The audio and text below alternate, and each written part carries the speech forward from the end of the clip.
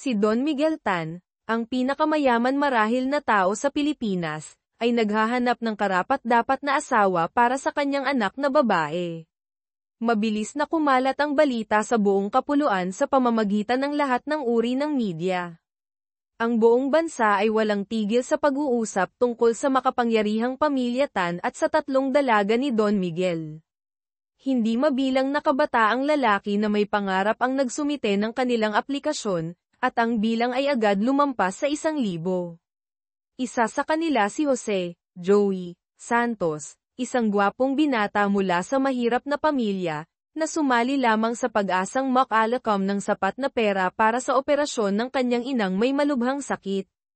Ang aplikasyon ni Joey ay una nang itinapon na parang basura. Ngunit sa isang hindi inaasahang pagkakamali ng tagapaghatid, ang kanyang papeles ay nakalusot sa unang yugto ng pagpili. Pagdating sa ikalawang yugto, natuklasan ng tagapangasiwa ang pagkakamali at akmang aalisin na si Joey. Ngunit nang mabasa niyang ang kurso pala ni Joey ay arkitektura, isang hindi inaasahang puntos para kay Don Miguel, ang hari ng real estate, na natili ang aplikasyon ni Joey. Nagsimula na ang huling mga pagsubok. Ang unang hamon ay pagsubok sa lakas.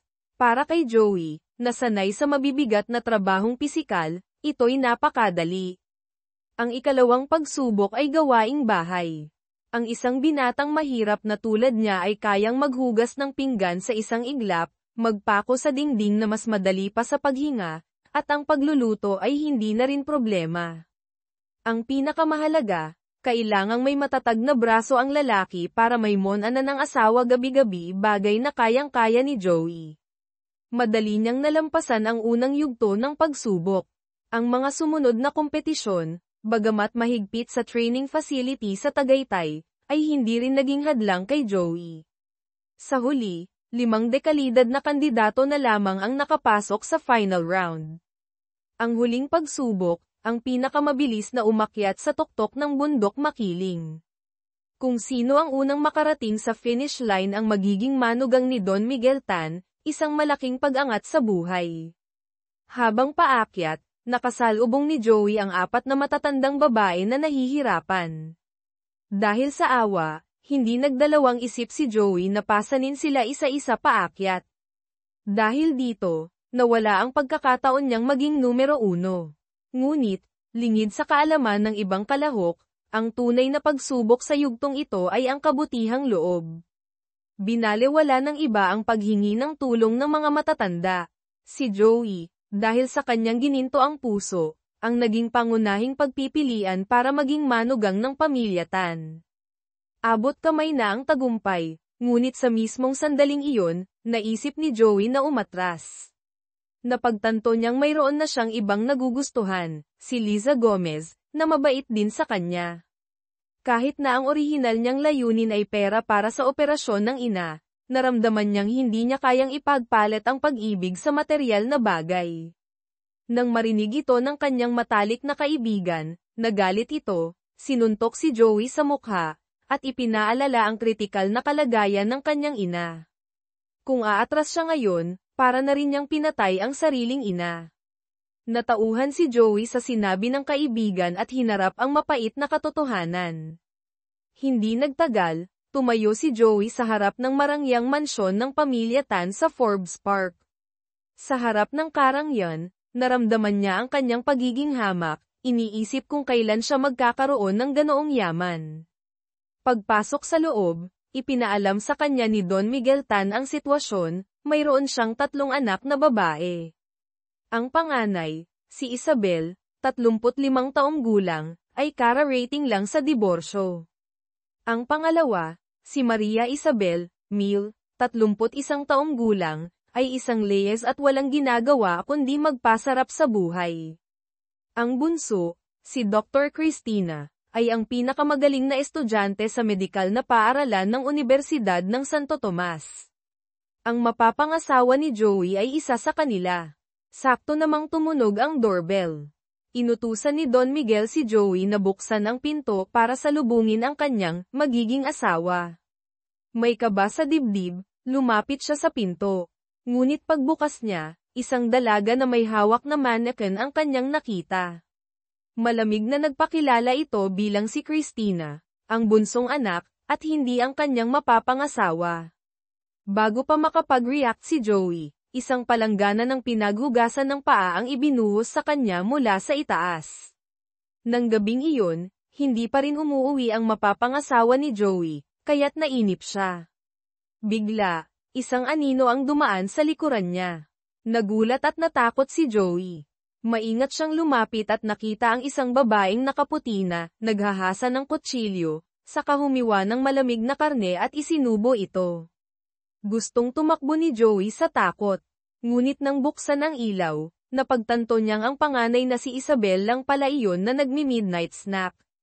Pagkatapos, dinala siya ni Don Miguel sa hardin, itinuro ang isang pader at sinabi, kung may makita kang umaakyat sa pader na yan mula rito, hulihin mo, huwag mong hayaang mahulog. Nagtaka si Joey. Yun pala, matapos kumalat ang balita tungkol sa paghahanap ng manugang, kumalat ang tsismis na marahil ay pangit ang anak ni Don Miguel kaya niya ginagawa iyon.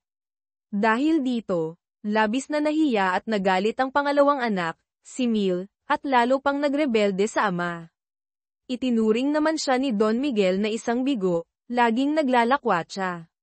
Bilang pagtutol, gumawa si Mil ng iba't ibang paraan, kabilang na ang pag-akyat sa pader para tumakas. Ngunit hindi natinag si Don Miguel, kinandado niya ang lahat ng credit card nito, at binalaan ang mga kaibigan nito na huwag magpapautang kung ayaw madamay ang negosyo ng kanilang mga magulang. Walang pera, walang mapuntahan si Mil, kaya't napilitan siyang umuwi ng bigo. Ngayong gabi, matapos magliwaliw sa isang mamahaling bar sa BGC, Bonifacio Global City, muli niyang tinangkang tumapak sa basurahan para akyatin ang pader pauwi. Sakto namang nasa loob si Joey at inalis ang silyang inihanda nito. Nawalan ng tuntungan, sumubsob si Mil. Pag-angat ng ulo, natigilan siya nang makilala ang lalaking nakasquat sa likod ng pader. Ito yung lalaking nakabunggo niya sa isang awkward na sitwasyon dati, yung insidente sa pagbibihis. Biglang lumitaw si Don Miguel at idineklara, si Joey ang asawa mo. Para silang tinamaan ng kidlat. Pagpasok sa bahay, diretsahang sinabi ni Mil kay Joey na hinding-hindi niya ito tatanggapin. Nagkibit balikat si Joey, wala akong pakialam, ginagawa ko lang to para sa pera. Natameme si Mil sa sagot. Kinabukasan, sa utos ng ama, kinailangang isama ni Mil si Joey para mamili ng damit sa Greenbelt. Para makaganti, habang nagbibihis si Joey, palihim na kinuha ni Mil ang kanyang lumang damit. Akala niya ay mapapahiya niya ito. Ngunit hindi niya inaasahan na ganun pala, kay tigas, si Joey. Lumabas itong naka-boxer shorts lang at hinabol siya. Nataranta si Mil at tumakbo, pero hindi nagpatalo si Joey. Kung saan siya tumakbo, doon siya sinundan ni Joey. Mas mabilis tumakbo si Mil, halos uminit na ang shorts ni Joey sa pagkikiskisan. Nang makita ang boss na papasok sa Ayala Avenue, tumalon si Mil paakyat. Tinitingnan si Joey na parang lobong humahabol sa biktima na may ngiting tagumpay. Ngunit kamangha-mangha ang lakas ni Joey. Kung saan tumakbo ang bus, doon din siya tumakbo. Nawala ang ngiti ni Mil nang huminto ang bus. Umakyat si Joey, walang imik, ngunit mababakas ang galit sa mukha. Dumiretso siya kay Mil at umupo sa tabi nito sa harap ng mga nagtatakang pasahero. Mas nahiya pa si Mil kaysa kay Joey. Sinabihan niya itong huwag gumawa ng iskandalo. Binalewala siya ni Joey, at taimtim na ipinahayag na siya ang manugang ng pamilya Tan. Nagtawanan ang buong bus. Hiyang-hiya si Mil, nagmamadaling pinahinto ang driver. Habang abala si Joey sa pagsusuot ng pantalon, nakasakay na ng taxi si Mil at umalis, hinagisan lang siya ng ilang barya. Sumigaw sa galit si Joey. Pagsapit ng gabi, nagpapakasasa si Joey sa marangyang buhay sa The Peninsula Manila Hotel nang tumunog ang telepono. Ayaw niyang sagutin, ngunit patuloy itong tumutunog. Si Mil pala iyon, lasing na naman matapos mag-party, gusto siyang magpasundo. Ngunit bago pa masabi ang lokasyon malapit sa Rojas Boulevard, ibinaba na nito ang tawag. Inis na inis si Joey, kinailangang magmaneho at maghanap kung saan-saan. Sa wakas, nakita niya itong nakaupong mag-isa sa tabi ng baybayin, pinagmamasdan ang mga ilaw ng lungsod. Balak sana niyang sigawan ito, ngunit nang makita ang maganda at tila malungkot na anyo ni Mil, nawala ang kanyang galit. Tahimik niyang pinasan si Mil pauwi. Pagod na pagod, halos masuka na siya sa bigat, inihagis niya ito sa kama. Agad nagising si Mil, sinigawan siyang bastos. Hindi rin nagpatalo si Joey, tinawag siyang, matigas na ulo na parang asno. Sumigaw si Mil na simula nang dumating siya, puro perwisyo na lang. Sumagot si Joey, kung hindi dahil sa pera, sinong magtitiyagang makasama ang isang matandang dalaga na walang pumapansin. Sayang lang ang kabataan ko. Ang mga salitang iyon ay parang gasolinang ibinuhos sa apoy. Tumayo si Mil, pinagbabato siya ng mga stuffed toy. Pagkatapos, kinuha niya ang lampara sa tabi ng kama at akmang ibabato. Nataranta si Joey, kinuha ang makeup tray ni Mil para gawing panangga. Tumama pa rin ang lampara, nahulog pareho at nabasag. Napasigaw sa sakit si Mil at hinabol si Joey mula sa itaas pababa ng bahay. Nagliparan ang mga bulak, dahil sa ingay, tumawag ng barangay tanod ang mga kapitbahay. Dinala silang dalawa sa barangay hall. Dumating si Don Miguel Tan para i-bail sila. Galit na galit siya nang makita ang ayos nilang dalawa. Ngunit mas lalo siyang nainis pag-uwi sa bahay at makita ang gulo na parang dinaanan ng bagyo. Napapikit na lang siya at napabuntong hininga. Sakto namang dumating ang panganay na si Isabel, nakita ang eksena, at humagalpak ng tawa, sinabihan pa silang, ipagpatuloy lang ang ginagawa. Nagalit si Don Miguel, sinigawan itong tumahimik. Kahit galit na galit, hindi niya sinisi ang sinuman, pinagalitan lang silang dalawa at pumasok na sa kwarto. Kinabukasan, para mapabuti ang relasyon, pinilit ni Don Miguel sina Mil at Joey na dumalo sa company event at inutusan si Joey na turuan si Mil magmaneho. Tumutol si Mil, ngunit tinakat siya ni Don Miguel na puputulan ang credit card. Wala siyang nagawa kundi pumayag. Pagkasakay sa kotse, tinangka ni Mil na si Joey ang magmaneho, ngunit pinilit siya nitong umupo sa driver's seat. Laking gulat niya, si Mil, kahit may lisensya, ay nanginginig sa takot. Nasa tabi niya si Joey, patuloy siyang pinapakalma, sinasabihang mag-relax, at paminsan-minsan ay pinaalalahanan na magpreno. Hindi inaasahan, napagkamala ni Mil ang accelerator na preno. Humagibis ang sasakyan paabante. Namutla si Joey sa takot, agad sumigaw ng malambing na huminto si Mil.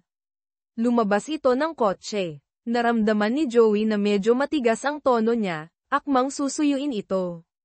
Ngunit sakto namang, gumulong ang kotse, nakalimutan ni Mil ay handbrake. Nang makitang masasagasaan si Mil, mabilis pa sa 4:00 si Joey na sumaklolo at iniligtas siya. Pinagalitan niya si Mil sa pagiging pabaya. Mas nagalit pa si Mil, sinisi siya sa hindi maayos na pagtuturo at paninisi pa. Natapos ang driving lesson sa isang sakuna. Pagkatapos, pumunta sila sa kumpanya para sa event. Bigla, natigilan si Mil, nanlaki ang mga mata sa nakita sa unahan. Ang lalaking iyon ay si Marco Reyes, ang kanyang unang pag-ibig, na nawala 5 taon na ang nakalilipas. Noon, magkasintahan sina Mil at Marco. Ngunit dahil mahirap ang pamilya ni Marco, mahigpit na tumutol si Don Miguel. Nagpasya silang magtanan papuntang ibang bansa. Ngunit bago sila makaalis, natagpuan ni Don Miguel si Marco, lumuhad ito at nakiusap na hiwalayan si Mil. Alam ni Marco na hindi siya sapat, kaya't mapait siyang pumayag. Nang gabing iyon, umiyak siyang mag-isa sa ulan, nagbisikleta sa desperasyon at sa kasamaang palad ay nabangga ng isang truck. Pagkatapos, binigyan siya ni Don Miguel ng malaking halaga ng pera, bilang paghingi ng tawad at bayad pinsala, sa kahihiyan, at pinag-aral siya sa ibang bansa. Si Marco, na may sakit sa katawan at kalooban, ay tumanggap ng pera ng may galit. Pagkalipas ng 5 taon, dahil sa pagsisikap, naging matagumpay siyang negosyante, at sa isang iglap, naging business partner pa ni Don Miguel Tan, na hanggang ngayon ay hindi pa rin siya gusto. Si Mil naman, na naghintay kay Marco sa ulan hanggang sa mabasa ng husto noong gabing iyon, ay nawalan na ng kontak sa kanya simula noon. 5 taon siyang nagtanim ng sama ng loob, naging pabaya, hindi nag-aral o nagtrabaho, at nagpakasasa sa layaw. Ito ang dahilan kung bakit determinado si Don Miguel na ihanap siya ng disenteng asawa. Ngayon, kaharap ang lalaking minahal at kinamumuhian niya, labis na nabigla si Mil at nahimatay. Mabilis siyang sinalo ni Joey. Para hindi makilala ni Marco ang anak, mabilis na lumapit si Don Miguel at kinausap ito para ilihis ang atensyon. Agad namang binuhat ni Joey si Mil palayo sa eksena. Matapos masuri ng kaunti, dinala niya si Mil sa isang hotel room na nakabok na. Nang makitang hindi pa rin ito nagigising, labis na nag-alala si Joey. Ngunit sa sumunod na segundo, nagising si Mil, hindi umimik, dumiretso sa banyo at humagulgol ng iyak. 5 taon niyang inasam si Marco, ngayon ay hindi niya alam kung paano ito haharapin. Matagal na nakatayo si Joey sa labas ng pinto, walang naririnig na ingay, natakot na baka gumawa ito ng hindi maganda, kaya't sinipa niya ang pinto at pumasok. Napagtanto niyang nag-overthink lang siya. Pagkaalis sa hotel, pumunta sila sa Glorieta Mall. Tulala si Mil, muntik ng matamba. Mabilis na naman siyang sinalo ni Joey. Hindi pinalampas ang pagkakataong, ipagmalaki, ang kanyang malakas na braso. Ngunit malamig na sinabi ni Mil na huwag siyang makialam. Nang marinig ito, diretsahan siyang, binitawan ni Joey at bumagsak ito sa sahig. Nagalit si Mil, sinamantala ang pagtulong ni Joey sa pagtayo at tinapakan ng takong ang paa nito. Napasigaw si Joey sa sakit na parang kinakatay na baboy. Pag-uwi sa bahay, agad sinabi ni Mil kay Don Miguel na hindi sila bagay ni Joey at pinaalis na ito. Alam ni Don Miguel na hindi pa rin nakakalimutan ng anak si Marco, kaya't binalewala niya ang hiling nito. Sa halip, inilabas niya ang credit card statement, pinagalitan ito sa sobrang gastos, at sinabing ito na ang magbayad.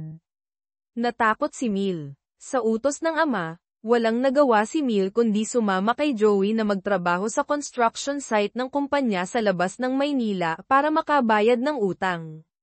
Samantala, si Liza Gomez, ang dating kasintahan ni Joey, ay nagtuturo ng sayaw sa isang studio. Bigla, isang babaeng nasa katanghaliang gulang ang sumugod, walang sabi-sabing sinabunutan si Liza at hinayla pababa, sumisigaw na inakit daw nito ang kanyang asawa. Sakto namang malapit nang mapuruhan si Liza, lumitaw si Marco Reyes, ang unang pag-ibig ni Mil, at iniligtas siya. Duoy Eskenthip, Kuwa Marco, NGUI Fu en la MT Kia, Aling Nena, Mang CHI Liza Edem Vai Kuroy Kong Bodi. Liza Nguwak Nan Marco, Tihoy Saulay So TH Tranang HP Denda. Hoara, Sashdai Kong Lu, Kiliza Dang Lizi Trong HM Daozi Kuwa Mo Tana Makati, Sida V Think DM Fizi Kuwa Marco. Marco Lukdo Dang Voy en Chinemcho Si Mowi TINSACHA Roy Din RID. Nang Liza Lolang STIN Do Kong Du, Enda Sina Inidilay Dan Thip Kuwaman. Ngai Hemsaw, Liza TM Den Van Fong Kuwa Marco. CTHY Antara Fot L, Kong Themzin Li, THN SQNGAO. Liza TC Gian Nem Tra Lay STIN Truak MT Marco Dian Tisoy NGM. GI Dai, Simoy Biet Marco Kong Lathan Vin Kua Trong TMTH Hanai, Kien Liza Cam THY Ka XUH. Toynin, Marco DUNGNHU Kong DTM Chuyen Ku, De Vao Do Cien Giup CKIM Tramat Sa Chine Bibong GNNHE. Todo, Huti R Than Banbe. Mo Lasaw, Liza Den Tham Mikua Joey Ben Vien Quezon City Memorial. Liza VN Lun ni Joey Dang Lam Sinang Nanzai DNGV Tiva Mo Sinang TRUNG Nao Do Kua DMCI, and think kam kuwa hai nguivnrttt dep. Ccn kong ngung dong vin Joey dong nan lanang, hai sigang lam Vic chamchi. Nong Liza kong hi biet, ban CHTC ng Vic kuwa ban try si dahaan toan day di. Ngay ki Joey va Liza dang mn nung, milgoy din, NH-an giup mua momon kwa lunim cho ngay gi misi. Joey dan fai noi li tam biet Liza. Thuang look nai, Kuya Basti, ngui an try so kuyet tat 3 tuwe kuwa Joey, dalan len vao zimaan kong hi biet. Ki Joey va mil dang di mua sam trong SM Megamall. Kuya Basti biket trong zivahong eskusiu. Loa fang bao kuwa trong tm mua sam vang lane tm chuzi. Look nai Joey moy non raman gp rap lon. Anvoy vang che rabay daozi sinang mil, dua an try rakoy zi. Mil sngst ki biet Joey somo ngui an try nhuv. BIV truak day antong noi dirng gia din an du nuak ngoai. THIMT voy kuhoy kuwa mil, Joey dan tip top noi dirng gia din an moy chhuynv nuak gn day. Mil kong kong my ban tm, chigwik an mua sam non roy v. Nong rak ri chua dong lay. Tai cut. Kuya Basti Legay Chuyen Kilan UNGSA Va Vi Think Lam Di Vao Mo NGUI Fuen, Aling Nena. Bata Lap TC Tonra NHNGLI Liko NGHE, Kian Kuya Basti Eshay Nga Vao Kehang, Lam DVNHIUTH. Joey Va Mil Voy Vang Che Toy Zin Li, Giup Don Dep Va Di Nitrati INGITKH Cho NGUI Fuen. Nong kikidi, bata cn Mia May, sauledat mo THNGNG sira DUNG danai. Konowi nai lap TC chok gian mil. CDNG fat day, CHTVNNGUI Fuen, UCU bata zin Li Kuya Basti NG lap TC, Nukong donghong RID. NGUI Fuen THY mil so vekong di but not endan MINCUNG zin Li. THY mil kwan tm va bao ve an try man NHUV, Joey biti gia kam THY so kam think voicey. Saudo, Joey dua Kuya Basti Vina, NH Liza cham sok giup. Liza kam THYRTI nai vida kong DY den Kuya Basti look truak. CN Joey, THY Liza DIXTT Voy Gia Dinman, Anlay Sang Kam THY Toy LIV Dang Lua DIC. Evem Den, Millay Den Mo Kwan Bar BGCD GISU. Say Kuot, Silay Goy Joey Den CU Guadalupe Don V. Tran DUNG Kong Mil V. Joey Moy HIU Ralay do CSUT Ngai Say Zin La V Kong TH Chun DUC Marco, I think DU Kuwaman. Ngai Hemsaw, Don Miguel Goy Joey Den Sinang Taiva Duara Mo Dini Gay SC, No Joey So TH Kian Mil Yu An Trong V Nang Sao Thang, NG Setrao Cho An Mo NACPHN Sinang Tai. Joey V Sinang Kin NGAC. Ankong Biet RNG Don Miguel Lam Ve Chi VMUN Ngan Ken Mil Kilay Voy Marco BNG Moy Jaya. Iit Lusaw, Mil Mi Joey Va Kuya Basti Di Anti Ay Tay Mo Na Hang Sangtrong. Kuya Basti Chua Bao GIDUC An Ngon NHUV NRT Vuve. Anzong, An CQUNLY Mil Kong Chuvi, Di Joey Sokwa Mang Danao. An VNMCHTLYC. Milkong TH Cho NI Sash Joey DIX Bauboy An Triman, CDNG Raken Ngan. Joey ni NG Hoy Si So M Muji, Sofai MUN VOP TRN Fan Fan Kuaan DDUID Kong. Mil Noi Si Kong So Waido, Chila THY Kuya Basti Dat Daang Fuang. Joey CNG Hong. Dan di mil dua an try mandi. Mil dua Kuya Basti Vidin Th Natan. Thy Kuya Basti Sovedi Thuang, Chika Isabel Kong Tarathik Thu. Nong Don Miguel, Kong, Chine Mai NG. Thuang Luk Joey Viden, Chua Kip Giathik, Don Miguel Datum Lyan, Kwa, Tinui Kao Chua Duhay Sauma Cien Mang Edam NGUIV Daiha. Thuang Luk Nai, Don Miguel BTNG Non Diusimo Kwak Din Thoay. VMTNG.ngot Di. Saudo, NG Voivaden na Tang El Funeraria Paz. Nandi A Betray Dang Ngoi LNG Le, TM Trang Don Miguel VC ng PHC TAP.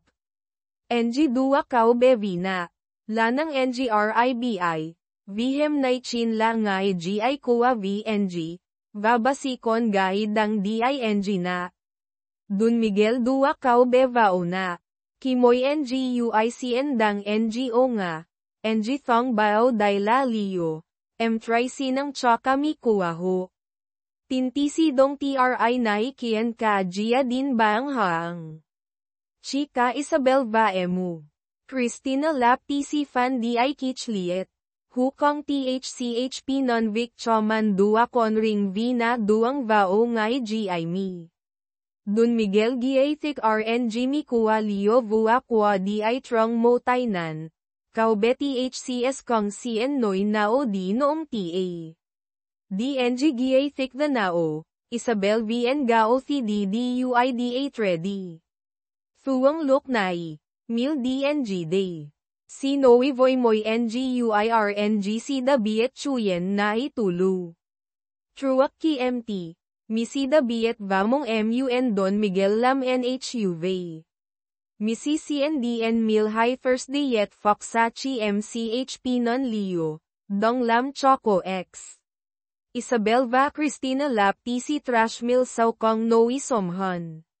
Mil Da OKH Noi RNG Chiso Simoy Biet Manda Fight Cho DNG Gan NNG Bimat Nai KHS Danao. Yuak Jimida Noi Voy NGUI Ka. CUI Sinang, VL Kuang Mi, Bachiem Dan Tam Ngong Tran Kai. Joey DNG BN Kan, VMTTRM2. NADM, Don Miguel Cam THY Toy LI, MUN Noi Chuyen Voy Mil. Nongki Vao Feng, NG Fahyen Mil Lay Bimat Bo TRN. NG Dan NH Joey DTM Va Don CV. Joey TMTHY Mil Da Say Den BTTin Vida Olanang. Anlay Kong Mil Vina. Sauki DT Mil Lane GIUNG. Joey Cam THY Longman NHUMUN Gay.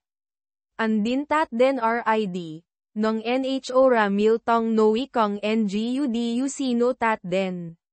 Dalaan Ngoi XUNG Kan GIUNG, Din DICNGU Say HN Roy Moy D. Na ONG, Anlay NGU Chun MT. Saang Hemsaw, Miltin Day THY Mandang NM Delane NGUI Joey Mo Sashko HIU. Si Helene, Joey Kong Giet Mantin GIC. Vico Ang Sashkwa GN. Mihu V Think Cham Vao Now. Kahay Hong HT Helon. Milvoy Vang NHAY Lane GIUNGKIM Tra Lake QUN AO. Joey LUNGCUNG Giathik TT Ka Chila HIULM Roy Boche. Nong Mil Kong Tin, Lap TCDUI Theo. Hi NGUI Chera Fongkash. Milmash Voy Cha RNG Joey Dabat Natsi. Joey Voy Vang Giathik Lady Yuduku Chuyen, DM Kwaan Kong Mil Say Kuot Vifong, NGU Chun BN Kan GIUNG, NADM Mil Lan Koy GIUNG Va NM Delane An. Sao Mohoy, Moy NGUI Moy HIURA. Chika Isabel CN True Chok Hoy Hi NGUI. Dalam G Chua, Kian Mil XUH Bodi. Thuang Luk Nai. Kau Belio V Think Lam V Chik Bin Si Kay Jaya. Moy NGUI Chaden. Isabel nim giyong hoy ay dalam vi chik bin yuthik kuwami. Kong NG, Leo Lathan nin chi tai vao kuya basti. Joey tisi gian lautoy dindan an triman, giay thik kong fai an lam, nong CHNG 18. Dun Miguel kwa kahay MLNG va DUI Joey D. NG Noe Joey dang trong THI gian TH stash, lady ng huso Gia, CN mang Theo NGUI an tri kuyet tat gaido TH rak RI, NG kong THCHP non DUCNA. THIMT voiket kwa nai, Joey haan toan tuyet vong. THIU nai Sonia lahay vong PHU thwat chomi an datan than may koi. Anchi biatrugian lane NGUI an tri vitoy kuwaman. Saudo, andua kuya basti den Ayala Triangle Gardens, din trale choco azi chomil truak ki RID. Thuang look nai. Marco think CXUT hien. Sauki Joey RID, Marco lap TC bayi te SHI han voy mil. Nong mil VNCNB am an BIN ay dao limang nam truak, han toan kong soway din CHP non an. Marco tothiet giathik RNG moy chuyen zaira diu solay do, nong thank you an dancho sila chine that. Mil kong CHP non. Vuakok vua che razi. Look nahi si moy fahyen manchun chokoa. Lin voy goy cho Joey. Marco DUI Theo rango ai. THY mil VN chua RID. Andin Noe chuyen lay. Thuang look do. Joey kong lahi zitoy. Milnan ko hoy lenzi kuwa Joey. Hu CH kuya basti den mo noy. Solela trong TM cham sok HOC na Liza. Roy Milva Joey Kia Tainaw.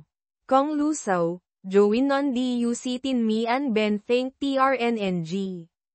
Nukong so TINPHU thwat GP, tin mang ba so THGPN gay HIMBTC look na o. Nan mi ngay sang TIU toy maban then BTLC, Joey kam THY tuyet vong sinang CC. Thuang look nai. Anlay non DUC kwak goy tumil.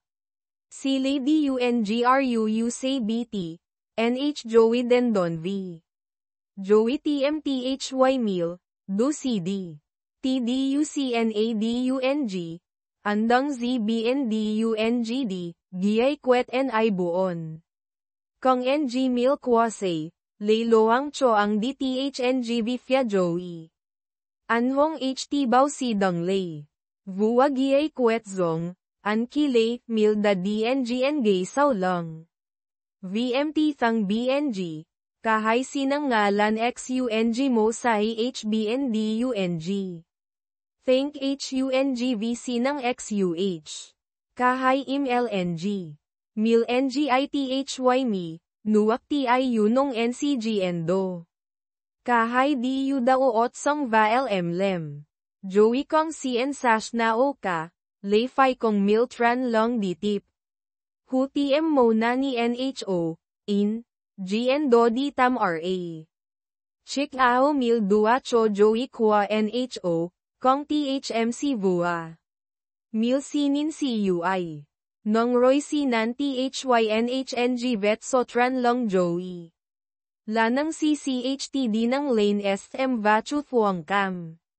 Joey K. Cho CNGH Ingoon GC Kua NHNG Vetso, So TH Dulam Vic NNGHOC Tainan. Milkong TMSBN Aida Uvoy Marco. Joey Kuyan Kik Mildang Di Daang Bokwak, Sole Encho Marco Mo Kohoy Noe Chuyen Rorang. Vifia Marco. Saukibi Mil 2 CHI.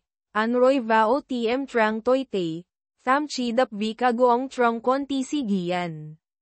Kisinang Tai, Liza Dua Cho An Hoa Don SAZ Tuvu. Tai Nan Truak, THY Vet Phuong Tran Tai An, Dodap Goong, Sida Giyop An Bang Bolay. TI Den, Do TRM Cam Va Vet Phuong BNHIM Tranang, Marco Lane Con Estikaw. Thao Dun Va Si Dun. Anzem dan badin thoy. Ngui doy nht an so th goy luk nai la Liza. Liza non duc din thoy. Voy vang chay den na Marco di cham sok an. Toy nin. Kong ingrng. Duwang luk nai. Mil. Ngheli kuan kuwa Joey. Kuet din den GP Marco. Sibat GP Liza dang do cham sok Marco. Hiulm nim trong Zaira. Mil ni RNG ho dang so kwan hi Sida odun Roy nuak mat Roy boche. Marco sigang DUI Theo Giathik nong kongkip. Saudo, Joey 2,000 vinatan. Thuang lukdo, Kuya Basti kong che toy dap CA. Noi RNG tui kuaan YB bochon trong namil. MUN vao LY. Joey din 2 di, Kuya Basti ken vao tayan kian an ngara. Sinang luk nai, BN trong na. Don Miguel dang trash fat mil v di choy ka dm kong v. Kuya Basti che vao na tm sa itui. MCD kong kibigyan Don Miguel non choang kilay trahoy mil sofay da di tm Marco kong. THY mil s high, Joey non choang buwak ragi ICU, Noi RNG mil da sinang an ka dm. Kong NG. NGHEV Don Miguel saang TC Gianhon, ni RNG Joey da, Batsok, Mil en taan mo sai.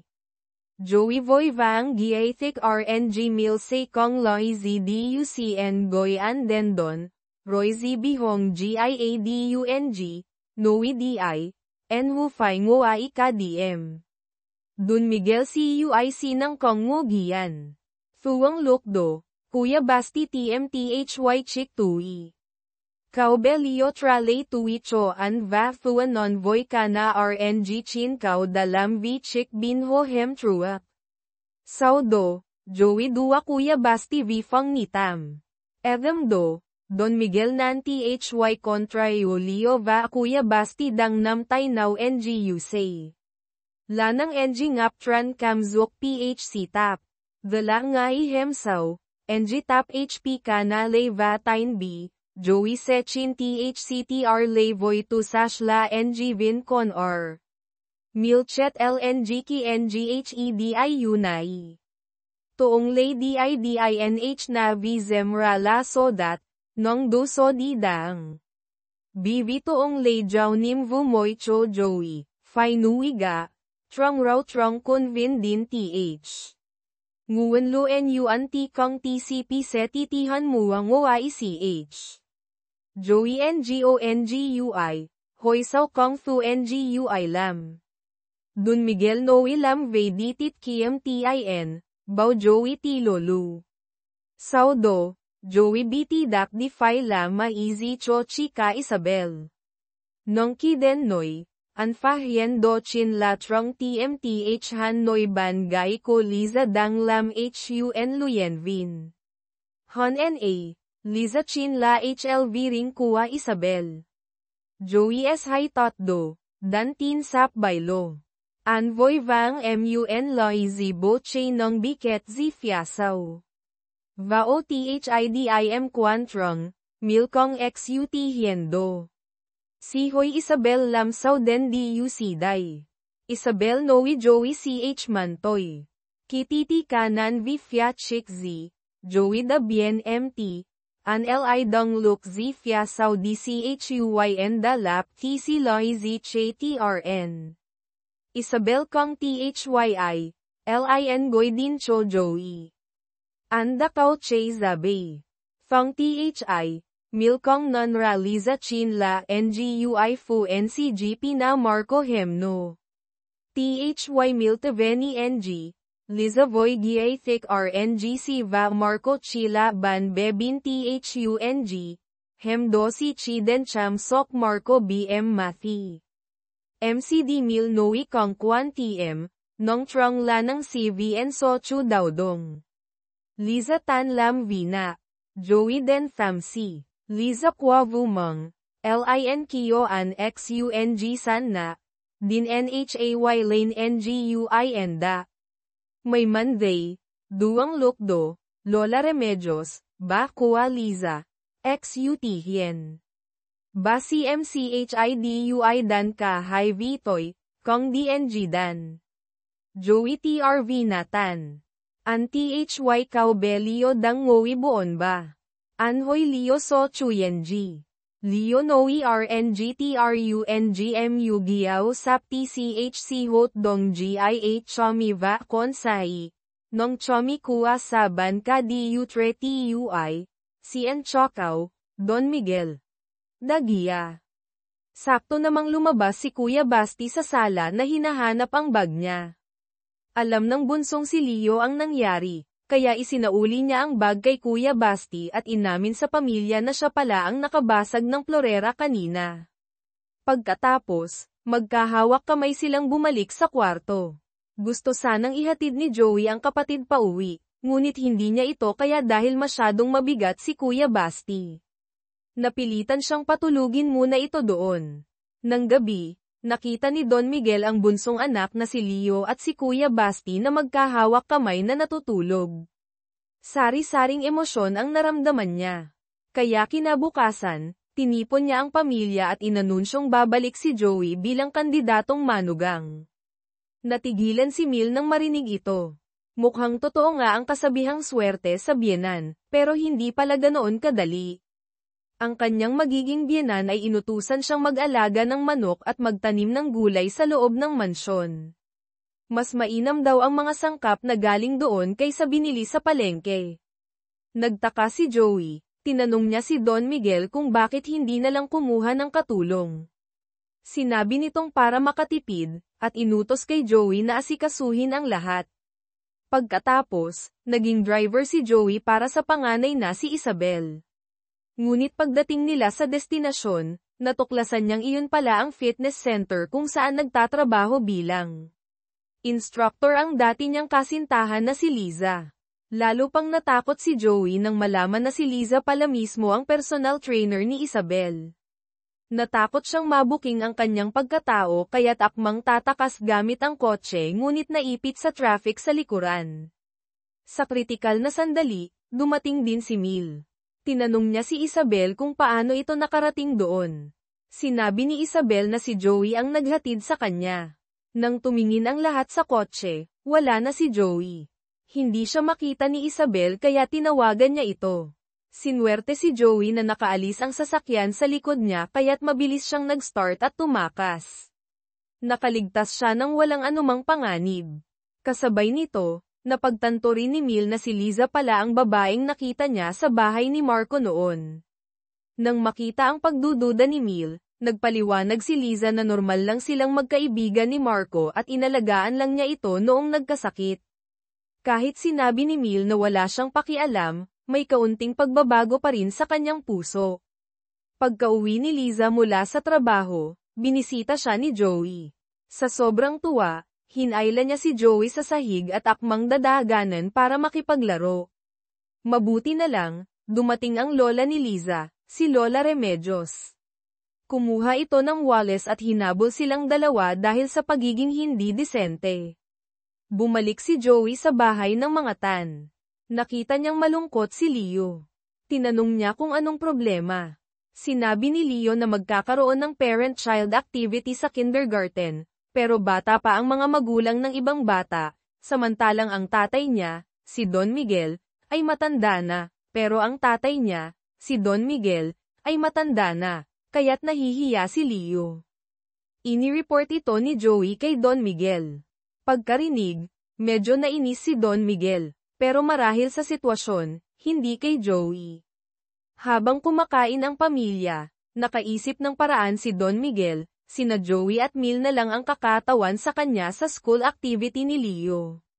Gusto sanang tumanggi ni Joey, pero naisip niya ang ina kaya pumayag siya.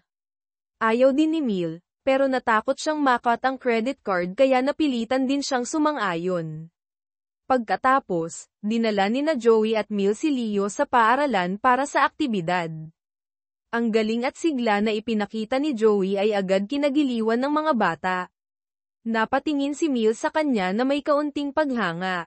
Nagkaroon ng painting activity ang paaralan para sa mga magulang at anak. Habang naghahanda sina Mil at Leo na magpinta, biglang dumating si Liza. Kinakatawan niya ang kanyang boss para sa event na iyon. Nagulat sina Mil at Liza nang makita ang isa't isa. Nang makita ni Joey si Liza, halos manigas siya sa takot. Kung malalaman ni Liza ang totoo, hindi niya alam kung anong mangyayari sa kanya. Para itago ang pagkatao, nagsuot siya ng face mask buong oras at hindi halos umimik. Ngunit habang naglalaro ang lahat, aksidenteng natumba sina Mil at Liza ng sabay. Sa di sinasadyang pagkakataon, si Liza ang unang tinul, sa di sinasadyang pagkakataon, si Liza ang unang tinulungan ni Joey, na halos ikabuking niya. Mabilis niyang binaliwala silang dalawa at tumakbo para magtago. Sakto namang tinukso si Leo ng ibang bata dahil walang nanay, o masyadong matanda ang tatay, nakipag-away ito at sa takot ay nahihisa sa lawal. Dali-daling dinala ni Joey si Leo sa banyo para palitan ng damit. Ngunit malas, pumasok din sina Mil at Liza doon. Natarantang binuhat ni Joey si Leo at nagtago sa isang cubicle. Ngunit biglang tumakbo palabas si Leo. Nakita ni Mil si Joey na nakamask pa rin at nagtaka, lumapit siya at tinangkang tanggalin ito. Mahigpit na tumanggi si Joey. Nagulat si Liza sa eksena at nakaramdam na may kakaiba, kaya't umalis na lang siya. Sa loob ng cubicle, hindi maintindihan ni Mil ang kilos ni Joey kaya't sa inis ay sinipa niya ito ng malakas sa paa. Lumabas si Mil na halatang naiinis. Tinanong niya si Joey kung bakit ito nataranta kanina. Nagsinungaling si Joey na may nakita siyang dating kakilala at ayaw niyang malaman nito na nandoon siya. Kahit nagtaka si Mil, nakita niyang seryoso ang anyo ni Joey kaya't hindi na siya nag-usisa pa. Pagkatapos, pumunta silang apat, Joey, Mil, Leo, at marahil kasama si Kuya Basti. Sa isang kafe para tapusin ang palamuting na simulan sa paaralan. Sakto namang masaya ang pamilya, lumitaw na naman si Marco. Muli siyang nakiusap kay Mil na bumalik sa kanya. Kinumpronte siya ni Mil tungkol sa pagkawala niya 5 taon na ang nakalilipas, kung bakit hindi siya sumipot sa araw ng kanilang pagtatanan. Ayaw sabihin ni Marco na si Don Miguel ang pumilit sa kanya, kaya't malabo niyang sinabi na may dahilan siyang hindi masabi. Dahil hindi nakuha ang inaasahang sagot, tinanggihan ulit siya ni Mil. Akmang mangungulit pa si Marco, ngunit gusto siyang gantihan ni Mil, kaya't kinuha niya ang braso ni Joey at idineklara itong kanyang magiging asawa.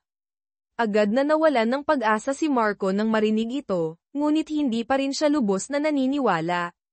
Palihim niyang sinundan si Mil hanggang sa gate ng bahay ng mga tan, nakita niya kung paano buhatin ni Joey si Mil papasok sa bahay na tila napakalapit nila sa isa't isa. Sa sandaling iyon, parang tinusok ng libu-libong karayom ang puso ni Marco, napaluha ang kanyang mga mata. Ngunit sa mga sandaling ito, galit na lang ang nararamdaman ni Mil kay Marco dahil sa pag-iwan nito sa kanya, kahit na sa kaloob-looban niya ay magkahalong pagmamahal at galit pa rin ang naroon. Uminom siya ng maraming alak para makalimot. Nakita ito ni Joey at sinubukang pigilan, ngunit binaliwala siya ni Mil. Nagsimula silang magtalo ng malakas. Sa galit, nagmura si Joey, sinabing hinding-hindi na niya ito pakikialaman pa. Ngunit ilang oras lang ang lumipas, kinailangan niya na namang pumunta sa Guadalupe Bridge para sunduin at pasanin pauwi ang lasing na si Mil. Hating gabi, sa Kalasingan, napunta si Mil sa kwarto ni Joey at aksidenteng nakatulog sa sahig.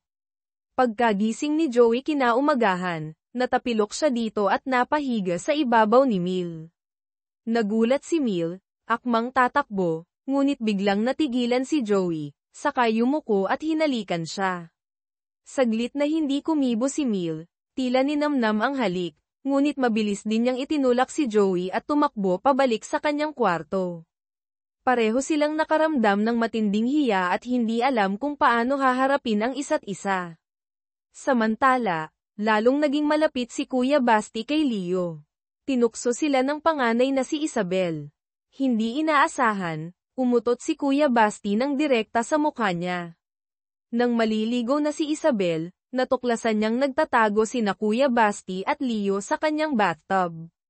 Nataranta siya, kinuha ang panlinis ng banyo at hinabol sila, aksidenteng nabasag ang isang mamahaling bote ng alak ng kanyang ama. Nagalit si Joey, muli niyang sinaktan ang kanyang kapatid. Hindi nagtagal, lumala ang kondisyon ni Don Miguel. Ang tumor sa utak ay nagpalala sa kanyang Alzheimer's. Minsan, ipapatawag niya ang kanyang mga tauhan ngunit makakalimutan kung bakit niya sila tinawag. Dahil dito, nakaramdam si Don Miguel ng matinding pangamba. Tinawag niya si Joey, ibinigay ang lahat ng naipong sahod nito, at binigyan siya ng posisyon sa kumpanya. Gusto niyang masanay ito sa negosyo sa lalong madaling panahon. Dahil sa hindi pangkaraniwang kilos na ito, nakaramdam si Joey ng kaunting pag-aalala at konsensya. Tinanong niya si Don Miguel kung itinuturing ba siya nitong anak. Sumagot ito ng oo. Pagkatapos, pumunta si Isabel sa ospital para magpakonsulta tungkol sa cosmetic surgery. Ngunit isang nakagugulat na balita ang sinabi ng doktor, mayroon siyang breast cancer, kailangang tanggalin ang buong suso para mabuhay, at hindi siya maaaring sumailalim sa anumang cosmetic surgery sa loob ng 10 taon. Sa sandaling iyon, gumuho ang mundo ni Isabel. Naisip niya ang kanyang buhay, hindi nagkaanak, hiwalay sa asawa, at ngayon ay may malubhang sakit, napaiyak siya ng husto. Lalo siyang nagalit, tumakbo siya sa opisina ng dati niyang asawa, si Rico, nakita itong nagsusugal kasama ang mga kaibigan. Sa galit, sinigawan niya ito ng walang kwenta at makasarili, na ikinatulala nito. Matapos makuha ang tiwala ni Don Miguel, magkasamang nagtrabaho sina Joey at Mil sa kumpanya. Pumunta sila sa hotel ng isang partner para pag-usapan ng isang bagong kontrata. Ngunit papunta sa meeting, nakasalubong ni Joey sina Marco at Liza na nag-uusap sa lobby. Agad siyang nataranta at mabilis na nagtago sa likod ng isang malaking halamanan. Napagtanto niyang magkakakilala silang tatlo. Mabuti na lang at hindi siya nakita ni Liza. Pagkatapos, pumasok sila sa meeting room para makipagnegosasyon. Laking gulat nila, ang representative pala ng kabilang panig na gustong bumili ng hotel ay si Marco. Kinakatawan niya ang isang investment company na gustong bilhin ang hotel sa murang halaga. Gayunpaman, gusto ng may-ari ng hotel na ipa-renovate muna ito bago ibenta para tumaas ang halaga. Agad ginamit ni Joey ang kanyang kaalaman sa arkitektura at nagmungkahi ng isang detalyado at makatwirang plano ng renovation. Nagbigay din si Mil ng matatalinong suhestyon. Dahil sa kanilang magandang pagtutulungan, nakumbinsi nila ang may-ari ng hotel. Nasira ang plano ni Marco na makabili ng mura, pakiramdam niya ay nasampal siya.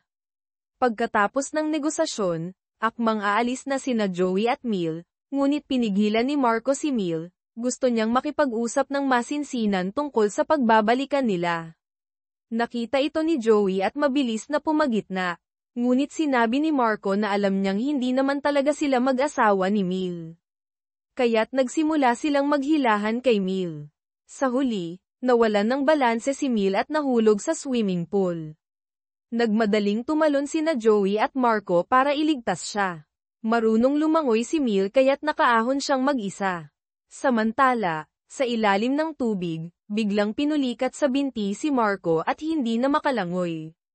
Hinahanap ni Joey si Mil ngunit hindi makita, sa halip ay nakita niyang papalapit si Liza sa pool area.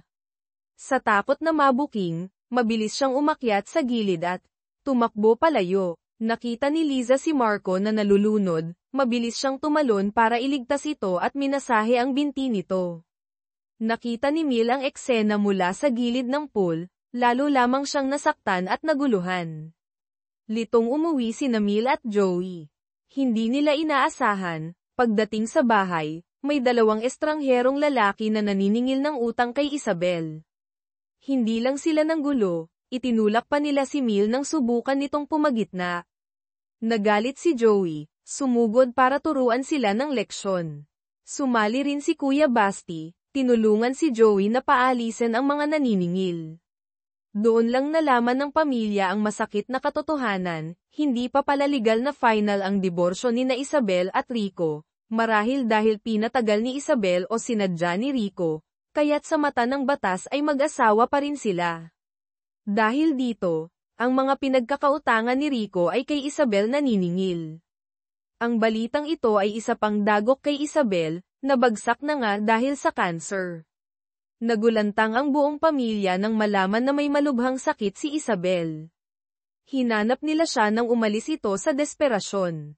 Labis na nag-alala si Mil, ngunit laging nasa tabi niya si Joey para magbigay ng suporta. Sa huli, natagpuan nila si Isabel na tahimik na nakaupo sa harap ng puntod ng kanilang ina.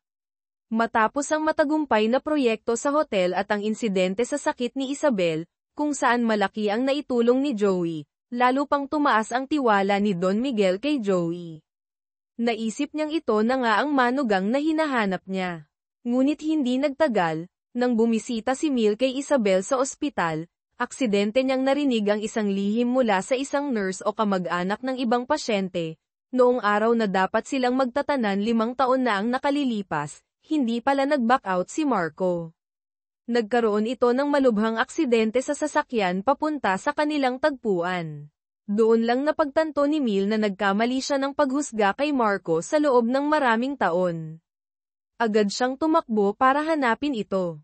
Walang salitang namutawi, niyakap niya ito ng mahigpit, pareho silang napaiyak dahil sa mga hindi pagkakaunawaan at sakit na dinanas. Aksidenteng nasaksihan ni Joey ang tagpong ito, bumigat ang kanyang dibdib. Pag-uwi sa bahay, tinanong ni Don Miguel kung bakit hindi kasama ni Joey si Mil. Tapat na sumagot si Joey na magkasama sina Mil at Marco. Hindi nasiyahan si Don Miguel, agad niyang inutusan si Joey na sunduin si Mil. Sinabi ni Joey na hindi niya kayang sirain ang kaligayahan nila, mayroon din siyang dignidad. Nagalit si Don Miguel, pinaalalahanan siyang kung magpapatuloy ito, hindi siya makakapasa sa pagsubok bilang manugang. Sa kabilang banda, tuluyan nang nagkaayos sina Mil at Marco. Napakainit ng kanilang samahan. Hahalikan na sana nila ang isa't isa matapos ang maraming taon, ngunit bago pa maglapat ang kanilang mga labi, dumating si Joey. Sinabi niyang kailangan niyang isama si Mil, walang paliwanag. Pumiglas si Mil. Agad siyang pinigilan ni Marco. Sinabi ni Joey na sumusunod lang siya sa utos ni Don Miguel. Para hindi na lalong mahirapan si Mil, sinabi ni Marco na siya na mismo ang maghahatid kay Mil pauwi. Habang pinapanood silang umalis na magkasama, nakaramdam si Joey ng kaunting pagkawala at inis. Kinaumagahan, kinausap ni Mil si Joey. Sinabi niyang mayroon na siyang kasintahan, kaya't tigilan na ni Joey ang pagiging walang hiya, mag-impake na ito at umalis. Ngunit malamig na sumagot si Joey na pumunta siya sa bahay na iyon para sa pera, at walang kinalaman sa kanya kung may kasintahan si Mil o wala. Hindi nakapagsalita si Mil. Samantala, patuloy pa ring tumatanggi si Isabel sa operasyon ng pagtanggal ng suso. Kahit anong pilit ng pamilya, ayaw niyang makinig. Para makumbinsi si Isabel, nagdesisyon si Joey na hanapin si Rico. Ngunit si Rico ay isa pa ring walang kwenta, hindi naniniwalang malubha ang sakit ni Isabel. Walang nagawa si Joey kundi isama si Kuya Basti para guluhin ang sag-ala ni Rico. Nainis ang ibang kasama nito kaya nagsialisan. Sakto namang dumating ulit ang mga maniningil kay Rico. Natakot silang tatlo, Joey, Kuya Basti, Rico, kaya't magkakasama silang tumakbo para makatakas. Matapos ang nakakapagod na karanasan, naniwala na rin si Rico kay Joey. Para makumbinsi si Isabel, nagpunta sina Joey at Rico sa isang lingerie store, tulad ng La Senza o Bench Body, para bumili ng isang espesyal o cute na bra para sa kanya. Nakakahiya man, kahit halos 10 taon silang nagsama, hindi alam ni Rico ang size ni Isabel. Sa tulong ni Mil sa telepono, nakapili sila ng tamang sukat. Pagkatapos, dinala ni Rico ang bra sa kwarto ni Isabel, taos pusong humingi ng tawad.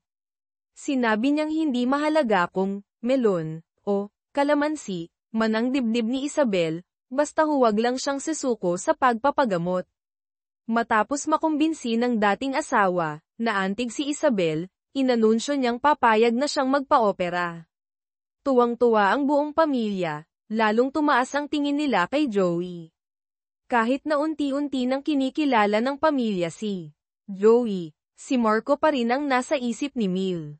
Dahil mahigpit na tumututol si Don Miguel, pinagbawalan niyang lumabas si Mil para makipagkita kay Marco. Para makatakas sa pagbabantay ng ama, tinangka ni Mil na tumakas hating gabi. Ngunit nahuli siya ni Don Miguel. Sa takot, natamba si Mil at nasprain ang braso. Narinig ng pamilya ang ingay at agad lumapit. Nakitang nasaktan si Mil, mabilis siyang dinala ni Joey sa ospital. Nang makitang nasasaktan si Mil, nanatili si Joey sa tabi nito, maingat na inaalagaan at inaalaw. Nakita ng bunsong kapatid na si Christina na tila, ang dalawa, hindi niya napigil ang tanungin si Mil kung may nararamdaman ba ito para kay Joey. Mabilis na itinanggi ni Mil, ngunit may kaunting pag-aalinlangan na sa kanyang puso. Pagkatanggap ng balita, nagmamadaling pumunta rin si Marco sa ospital, gusto niyang iuwi si Mil para alagaan. Ngunit pinaalalahanan siya ni Joey na mas mabuting huwag nang galitin pa si Don Miguel sa mga sandaling iyon. Naintindihan ito ni Marco, kaya't hindi niya ipinilit na isama si Mil. Hindi nagtagal, dinala si Isabel sa operating room. Para palakasin ang kanyang loob, naroon ang buong pamilya. Pagkatapos ng operasyon, malungkot si Isabel dahil sa pagkawala ng isang bahagi ng kanyang katawan. Para pasayahin siya, nagtanghal sina Joey at Rico ng isang nakakatawang sayaw, parang budots. Dahil sa kanilang ginawa, medyo gamaan ang pakiramdam ni Isabel. Sa mga panahong ito, napansin din ni Isabel ang pagbabago sa trato ni Mil kay Joey. Tinanong niya si Mil kung mahal pa ba nito si Marco, at ano na ang nararamdaman nito para kay Joey. Labis na naguluhan si Mil sa tanong na ito. Matagal nang may nabubuong damdamin si Joey para kay Mil, kahit na sila pa rin ni Liza. Tahimik siyang pumunta sa kwarto ni Mil isang gabi.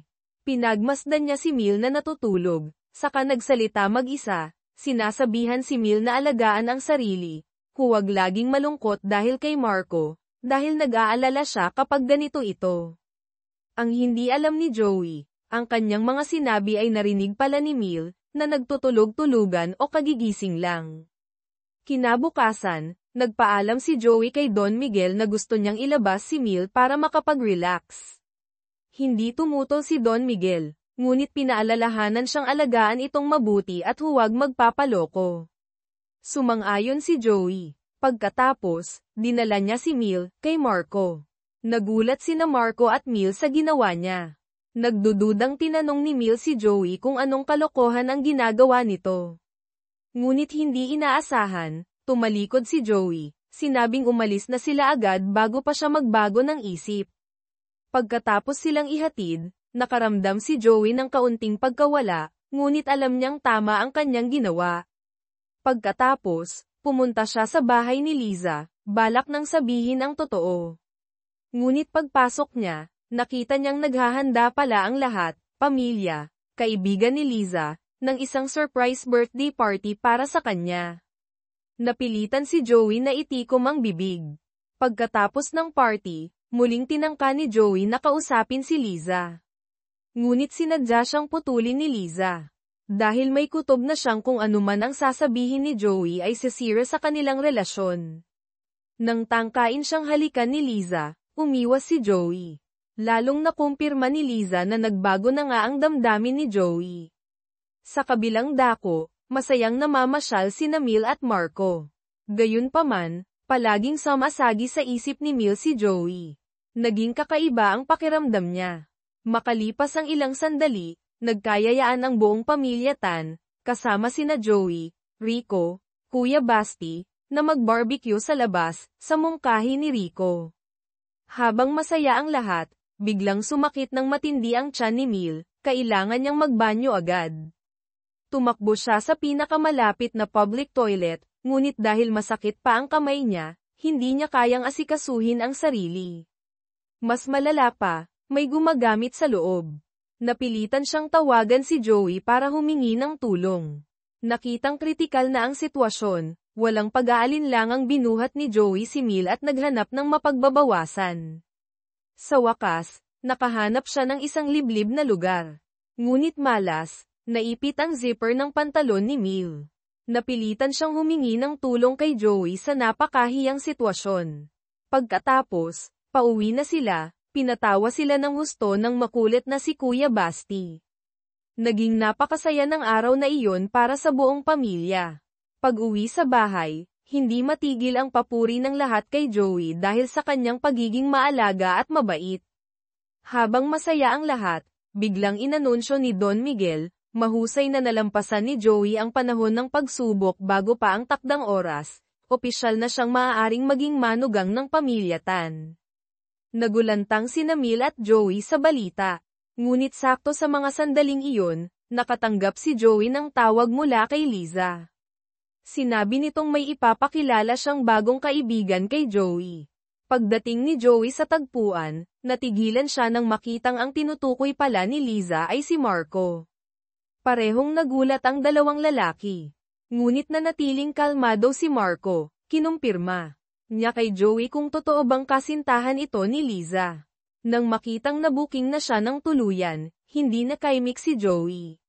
Sakto namang nakatanggap siya ng tawag mula sa isang kaibigan, sinasabing pinuntahan ng mga maniningil, marahil mga nagpapautang kay Rico o iba pa, ang kanyang ina sa ospital.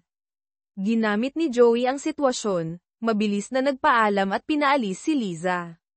Nang makaalis na si Liza, agad lumapit si Marco, hinawakan ang mukha ni Joey, at tinanong kung bakit gusto pa rin niyang angkinin si Mil gayong may kasintahan na siya. Galit na sumagot si Joey na naging manugang siya ng mga Tan dahil lang sa pera, gagawin niya ang lahat para magkapera at mailigtas ang buhay ng kanyang ina. Kahit na iyon ang sinabi ni Joey, alam niyang kung magpapatuloy ang sitwasyong ito, masasaktan lang niya sina Mil at Liza. Naghanda na siya sa pag-alis sa bahay ng mga Tan. Ngunit pag-uwi niya, para pasayahin si Isabel matapos ang operasyon, nagkaroon sila ng isa na namang masayang karaoke session. Ang saya at pakiramdam ng pagiging bahagi ng pamilyang ito ay lalong nagpabigat sa kanyang desisyon na umalis. Itinuring na niya itong tunay niyang tahanan.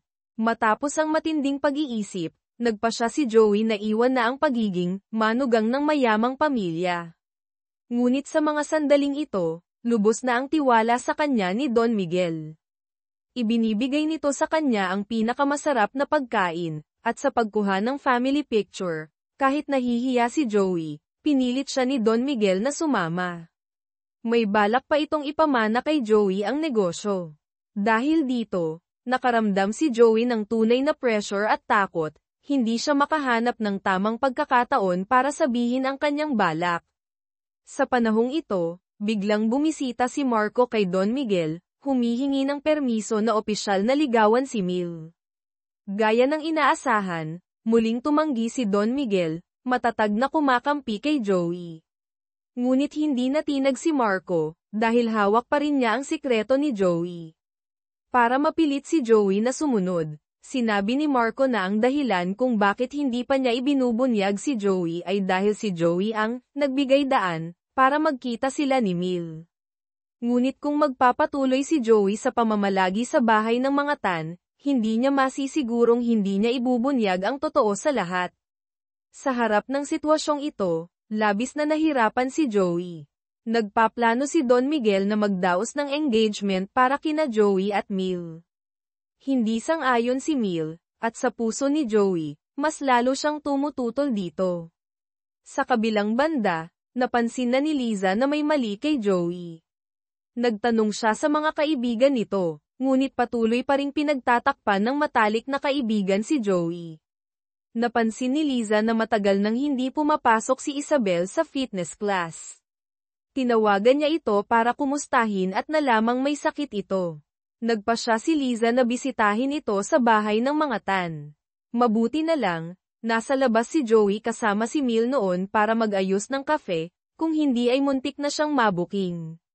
Nahanap ng matalik na kaibigan si Joey, ibinalita na pinagkaguluhan ng mga maniningil ang ina niya sa ospital. Labis na nag-alala si Joey. Sakto namang nagpasundo si Isabel kay Mil mula sa ospital. Mabilis na dinala ni Joey si Mil doon. Pagdating nila, nakaalis na ang mga maniningil dahil hindi nila natagpuan si Joey. Pagkatapos, umalis sina Joey at Mil kasama ang pamilya Tan mula sa ospital. Hindi inaasahan, habang masayang naglalakad ang pamilya, aksidenteng dumating si Liza sa ospital. Nakita niya ang eksenang magkakasama sina Joey at ang pamilya Tan. Lubos na nagulat si Liza, agad siyang tumalikod at tumakbo palayo. Mabilis siyang hinabol ni Joey. Kinumpronta ni Liza si Joey kung ano ang nangyayari. Alam ni Joey na hindi na niya may tatago pa, kaya't inamin niya ang lahat, ginawa niya ito para sa ina, naging manugang siya para makalakam ng pera para sa operasyon. Sobrang nasaktan si Liza nang marinig ito, hindi siya makapaniwalang nagsinungaling si Joey. Ngunit ang mas mahalaga sa kanya ay kung mahal ba ni Joey si Mil. Nang marinig niyang iginiit ni Joey na pera lang ang habol niya at walang nararamdaman, sumilay ang kaunting pag-asa sa puso ni Liza. Pinili niyang magpatawad at nagdesisyong tulungan si Joey sa gastos sa pagpapagamot ng ina nito, umaasang babalik ito sa dati. Pagkatapos ay umalis siya. Pagbalik sa bahay ng mga Tan, agad nag-impake si Joey, handa nang umalis kinabukasan. Ngunit hindi niya inaasahan, kinaumagahan, opisyal na inanunsyo ni Don Miguel na idaraos ang engagement party nila ni Mil sa araw na iyon. Nang marinig ito, mariing tumutol si Mil. Binalewala siya ni Don Miguel. Labis itong ikinagalit ni Mil. Tinanong niya si Joey, masaya ka na ba ngayon? Hindi niya alam na mas doble pa ang sakit na nararamdaman ni Joey. Para pigilan ang sarili na lalo pang malugmok, pumunta si Joey sa kumpanya para mag-resign. Hindi inaasahan, naabutan niya si Don Miguel na inaatake ng Alzheimer's, hindi na nito alam kung paano nakarating doon. Tumawag si Joey ng tulong at tinulungan itong bumalik sa katinoan. Pagbalik nila sa opisina, naghihintay na sina Mil at Marco. Muli silang nakiusap kay Don Miguel na payagan silang magsama. Ngunit matigas pa rin itong tumanggi. Dahil dito, walang nagawa sina Mil at Marco kundi sabihing hindi na nila kailangan ang kanyang permiso. Pagkasabi nito ay umalis sila. Dahil sa mga pangyayari, si Don Miguel, habang nakikipaglaban sa sakit, ay umamin kay Joey tungkol sa kanyang Alzheimer's. Sinabi rin niya ang totoong dahilan ng paghahanap ng manugang, para masigurong may mag-aalaga kay Mil kapag hindi na niya ito magawa. Nang marinig ito ni Joey, kahit gustong mag-resign, hindi na niya ito masabi. Nag-impake na si Mil, handa nang tumakas kasama si Marco. Paglabas ng bahay, nakasalubong niya si Joey. Ngunit hindi siya pinigilan nito. Habang papalayo ang sasakyan, tiningnan ni Mil si Joey sa rearview mirror, hindi siya masaya tulad ng inaasahan, bagkus ay nakaramdam siya ng pagkadismaya at panghihinayang. Hindi niya maintindihan ang nararamdaman. Alam din ni Joey na hindi na maisasalba pa ang sitwasyon. Inimpake niya ang gamit niya at ni Kuya Basti, handa nang umalis. Nagulat si Don Miguel sa desisyon niya. Sinabi ni Isabel na tumakas na si Mil. Nagalit si Don Miguel nang marinig ito, agad niyang pinakiusapan si Joey na hanapin at ibalik si Mil. Ayaw sanang sirain ni Joey ang relasyon ni Mil at Marco, ngunit hindi niya matiis na makitang nag-aalala at nasasaktan si Don Miguel. Pumayag siyang tulungan itong sunduin si Mil bago siya tuluyang umalis. Gamit ang mga impormasyon, narating ni Joey ang NAIA. Sakto namang papasok na sina Mil at Marco sa security check, pinigilan sila ni Joey. Agad nagtanong si Marco kung pera ba ang habol ni Joey, dahil kaya niya itong bayaran. Ngunit sinabi ni Joey na hindi pera ang dahilan. Nagtanong ulit si Marco, kung ganun, dahil ba gusto mo si Mil? Galit na sumagot si Joey, oo. Sakto namang narinig ni Liza ang usapan nila, nandoon din pala siya. Agad siyang lumapit at sinampal ng malakas si Joey. Natigilan si Mil, nagtanong kung anong nangyayari. Sinabi ni Liza na si Joey ang kasintahan niya sa loob ng maraming taon. Parang binagsakan ng langit at lupa si Mil. Mabilis na hinayla ni Joey si Liza palayo. Umiiyak na pinaghahampas siya ni Liza ng bag. Niyakap siya ni Joey ng mahigpit para pakalmayin. Nakita ni Mil ang lahat ng ito. Ngunit ang naramdaman niya ay hindi galit, kundi pakiramdam ng matinding pagkakanulo mula sa taong pinagkatiwalaan niya. Labis siyang nasaktan. Nakita ni Marco ang kalagayan niya. Sinabi nitong mas makabubuti ito para sa kanila. Natauhan si Mil na si Marco ang kasintahan niya, at walang kinalaman sa kanya kung may girlfriend si Joey o wala. Ngunit dahil na-miss nila ang flight at may girlfriend na si Joey, nagpasya si Mil na huwag nang ituloy ang pagtakas. Pagkatapos, mag-isang nagmaneho si Mil pauwi. Dumating din agad si Joey, humingi ng tawad kay Mil. Sinabi niyang aalis na siya agad. Ngunit ayaw ni Mil na sabihin niya ang totoo kay Don Miguel sa ngayon. Sinabi niyang may malubhang sakit si Don Miguel, at baka hindi nito kayanin ang katotohanan. Ngunit inakala ni Joey na nagsisinungaling lang si Mil. Kaya pagpasok sa bahay, hinayla ni Mil si Joey at sinabi kay Don Miguel ang tungkol sa girlfriend nito. Nagalit si Don Miguel nang marinig ito, sinampal niya ng malakas si Joey. Lubos na nagsisi si Joey, paulit-ulit na humingi ng tawad kay Don Miguel. Pagkatapos ay isinama niya si Kuya Basti at umalis sa bahay ng mga Tan. Ngunit hindi siya bumalik kay Liza, dumiretso siya sa ospital para sa kanyang ina. Samantala, hindi maalis sa isip ni Mil si Joey. Ayaw niyang maniwala na pera lang talaga ang dahilan ng panloloko nito. Nagpasya siyang hanapin ito. Hindi inaasahan, nakita niya si Joey na masipag na namimigay ng flyers sa kalsada. Lumapit siya at nagtanong, ano ba talaga ang nagtulak sa'yo para lokohin ang pamilya ko ng ganito? Paulit-ulit na sinabi ni Joey na pera lang ang habol niya. Tinanong ulit ni Mil, sigurado ka bang pera lang? Kung gayon, bakit ka nag-atubili noong malapit ka ng magtagumpay? Sumagot si Joey, dahil nabuking na ako, hindi na ako pwedeng umarte pa. Wala akong planong pakasalan kahit sino. Sobrang nasaktan si Mil nang marinig ito. Bakit pati puso ko niloko mo? Napakasama mo. Pagkasabi nito, malungkot siyang umalis. Nasaksihan ni Liza ang lahat mula sa malayo, lalo siyang nabalisa. Pauwi, puno ng iniisip tungkol kay Joey si Mil. Nawalan siya ng focus sa pagmamaneho at aksidenteng bumangga ng malakas sa isang barrier. Ang unang taong naisip niyang tawagan ay si Joey. Ngunit nang tumawag ito pabalik, hindi niya magawang sagutin. Malungkot siyang nagpunta para uminom mag-isa, at hindi na malayang napadpad siya sa Guadalupe Bridge, kung saan siya unang sinundo ni Joey. Sakto namang labis siyang nalulungkot at nag-iisa, dumaan din si Joey doon. Sa sandaling makita niya si Joey, bumuhos ang lahat ng pinipigilang emosyon. Aalis na sana si Joey, ngunit pinigilan siya ni Mil at sinabi ang tunay niyang nararamdaman, namimiss kita. Sobrang namimiss kita. Hindi inaasahan, narinig pala ni Marco ang lahat mula sa likuran. Agad itong lumapit at pumagitna. Nakonsensya si Mil, agad niyang binitawan si Joey. Pagkatapos ay umalis siyang inaalalayan ni Marco. Pinanood sila ni Joey na umalis, magkahalong emosyon ang nararamdaman. Pagkatapos, bumalik siya sa bahay ni Liza.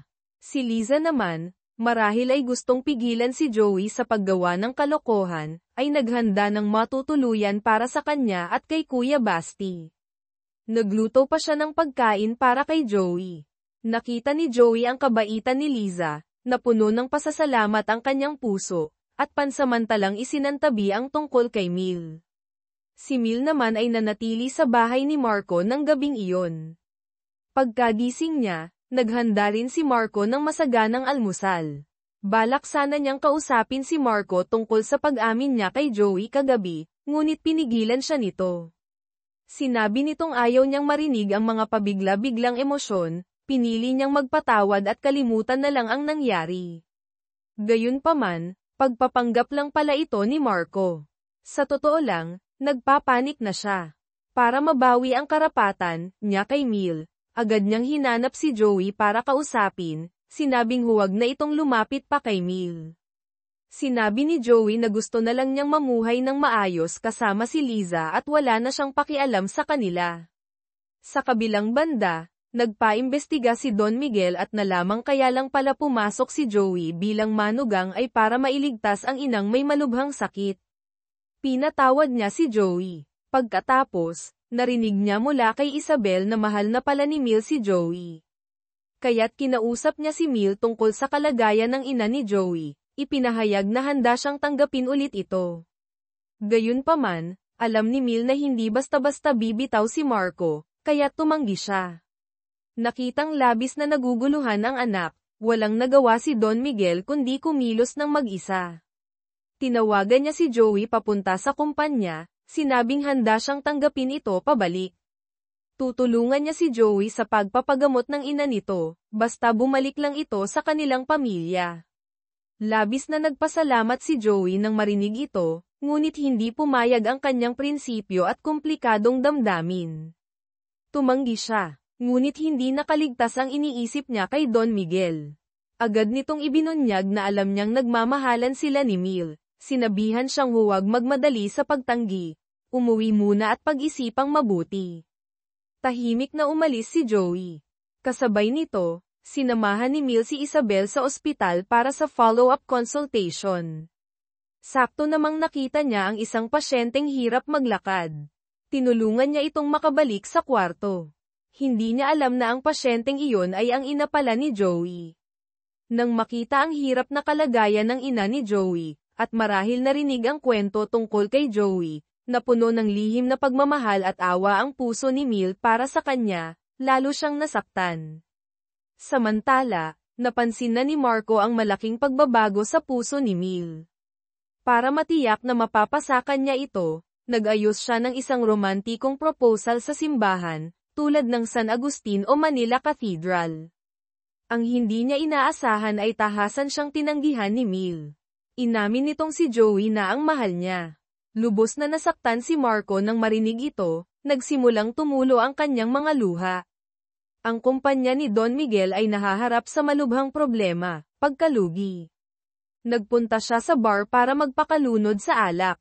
Sakto namang natuklasan niyang ang bunsong anak na si Christina ay tinalikuran na ang pagiging doktor at tumutugtog na ng violin sa bar para mabuhay, o sundin ang hilig. Labis na nadismaya si Don Miguel. Matapos ang hindi magandang pag-uusap, pinili ni Christina na tumakas mula sa bahay.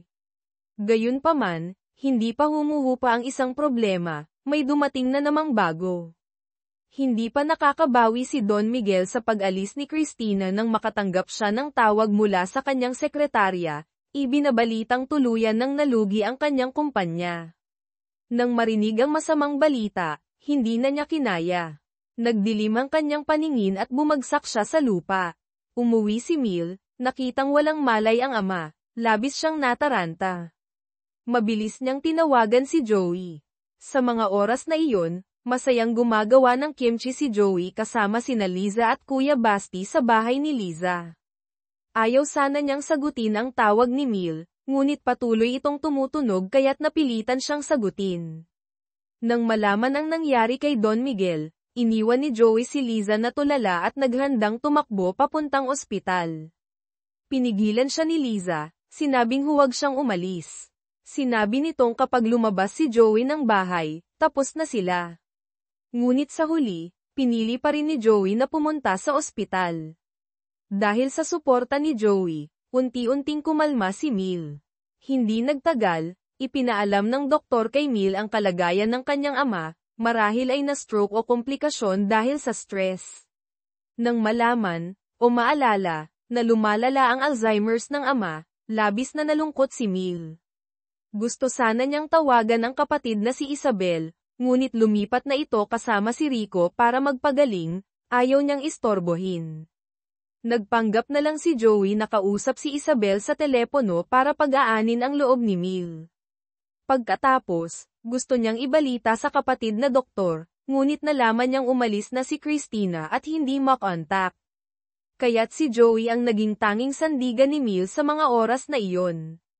Kinabukasan, nagmamadaling pumunta rin si Marco sa ospital. Nakitang nakasandal si Mil sa balikat ni Joey, nagalit siya, lalo na't katatapos lang siyang tanggihan. Nang umalis saglit si Mil, agad niyang hinayla ang damit ni Joey, sinigawan itong umalis na. Dahil wala namang balak si Joey na manatili, umalis na siya. Pagkaalis ni Joey, sinabi ni Marco kay Mil na simula ngayon, siya na lang ang makakalutas sa problema ng kumpanya ni Don Miguel. Ngunit hindi nagtagal, nalaman ni Mil mula sa sekretarya ng kanyang ama na malapit nang magsara ang kumpanya, at sinabi rin nitong ang nasa likod ng tangkang pag-agaw sa kumpanya ay walang iba kundi si Marco. Hindi makapaniwala si Mil nang marinig ito. Nang umuwi siya para magligpit sa opisina ng ama, natagpuan niya ang diary nito. Nakasulat doon na ang sangkot sa pagsasanib, pag-agaw, ng kumpanya ay si Marco. Bago pa siya makabawi, dumating ang mga taga-korte para irimata ang bahay ng mga Tan. Dahil naisanla ni Don Miguel ang bahay sa bangko at nalugi na ang kumpanya, kukunin na ito ng bangko. Sakto namang bumalik si Isabel, marahil ay mas maayos na. Sa harap ng napakasaklap na sitwasyon, labis na nawalan ng pag-asa ang magkapatid. Hindi na nakatiis si Mil. Agad siyang pumunta sa kumpanya ni Marco para kumprontahin ito. Ngunit aksidente niyang narinig si Marco na nakikipag-usap sa mga kasosyo tungkol sa pagbebenta ng mga ari-arian ng kumpanya ng mga Tan sa mababang halaga. Lubos na nagulantang si Mil. Sa mga sandaling ito, nakatanggap si Joey ng tawag mula sa ospital, ipinapalam na libreng ooperahan ang kanyang ina, marahil dahil sa charity program o naunang tulong ni Don Miguel. Sobrang saya ni Joey. Agad siyang umuwi para magdiwang kasama si Kuya Basti. Muling pinatawad ni Liza si Joey, marahil dahil bumalik ito. Pagsapit ng gabi, hindi mapakali si Liza. Hinintay niyang makatulog si Kuya Basti, saka siya pumunta sa kwarto ni Joey, sinabing gusto niyang makatabi ito. Gayunpaman, sa harap ng kasintahang labis niyang nasaktan, hindi magawa ni Joey na tumayo, dahil sa matinding konsensya. Sakto sanang magkakalapit na sila, umalis si Joey sa kwarto dahil sa kawalan ng kakayahan at pagkakasala. Kinabukasan, hinanap ni Marco si Joey, tinatanong kung nasaan si Mil. Doon lang nalaman ni Joey na nawawala si Mil matapos malugi ng tuluyan ang kanilang pamilya. Pagkatapos, nagsimula silang dalawa na hanapin si Mil kung saan-saan. Nagmungkahi si Marco na maghiwalay sila ng paghahanap. Hindi inaasahan, kakaalis lang niya, nakatanggap si Joey ng tawag mula kay Leo, sinasabing nasa malapit lang sa bahay ni Liza si Mil, marahil sa isang parke o malapit na lugar, umiiyak ng husto. Labis na nasaktan si Joey nang makita si Mil sa ganoong kalagayan. Agad siyang lumapit dito, niyakap ito gamit ang kanyang mainit na katawan, nagbibigay ng pakiramdam ng seguridad sa nagdadalamhating dalaga. Walang nakakaalam, ang eksenang ito ay muli na namang nasaksihan ni Liza. Nagtago siya at natulala saglit. Pagkatapos, bigla niyang naalala na siya pala ang kasintahan ni Joey. Para protektahan ang kanyang kakaunting karapatan bilang asawa, agad siyang tumakbo papunta kay Mil, walang sabi-sabing sinampal ito ng malakas. Kinumpronta niya si Mil kung bakit ito nasa malapit sa bahay nila, kung pumunta ba ito doon para lapitan si Joey. Ipinaliwanag ni Mil na kalilipat lang niya sa isang pansamantalang tirahan sa lugar na iyon, at hindi niya alam na doon nakatira sina Liza at Joey. Iginiit din niyang wala na siyang kinalaman kay Joey. Ngunit walang pakialam si Liza, gusto lang niyang lumipat si Mil sa ibang lugar, huwag, makikiapid, sa Joey niya.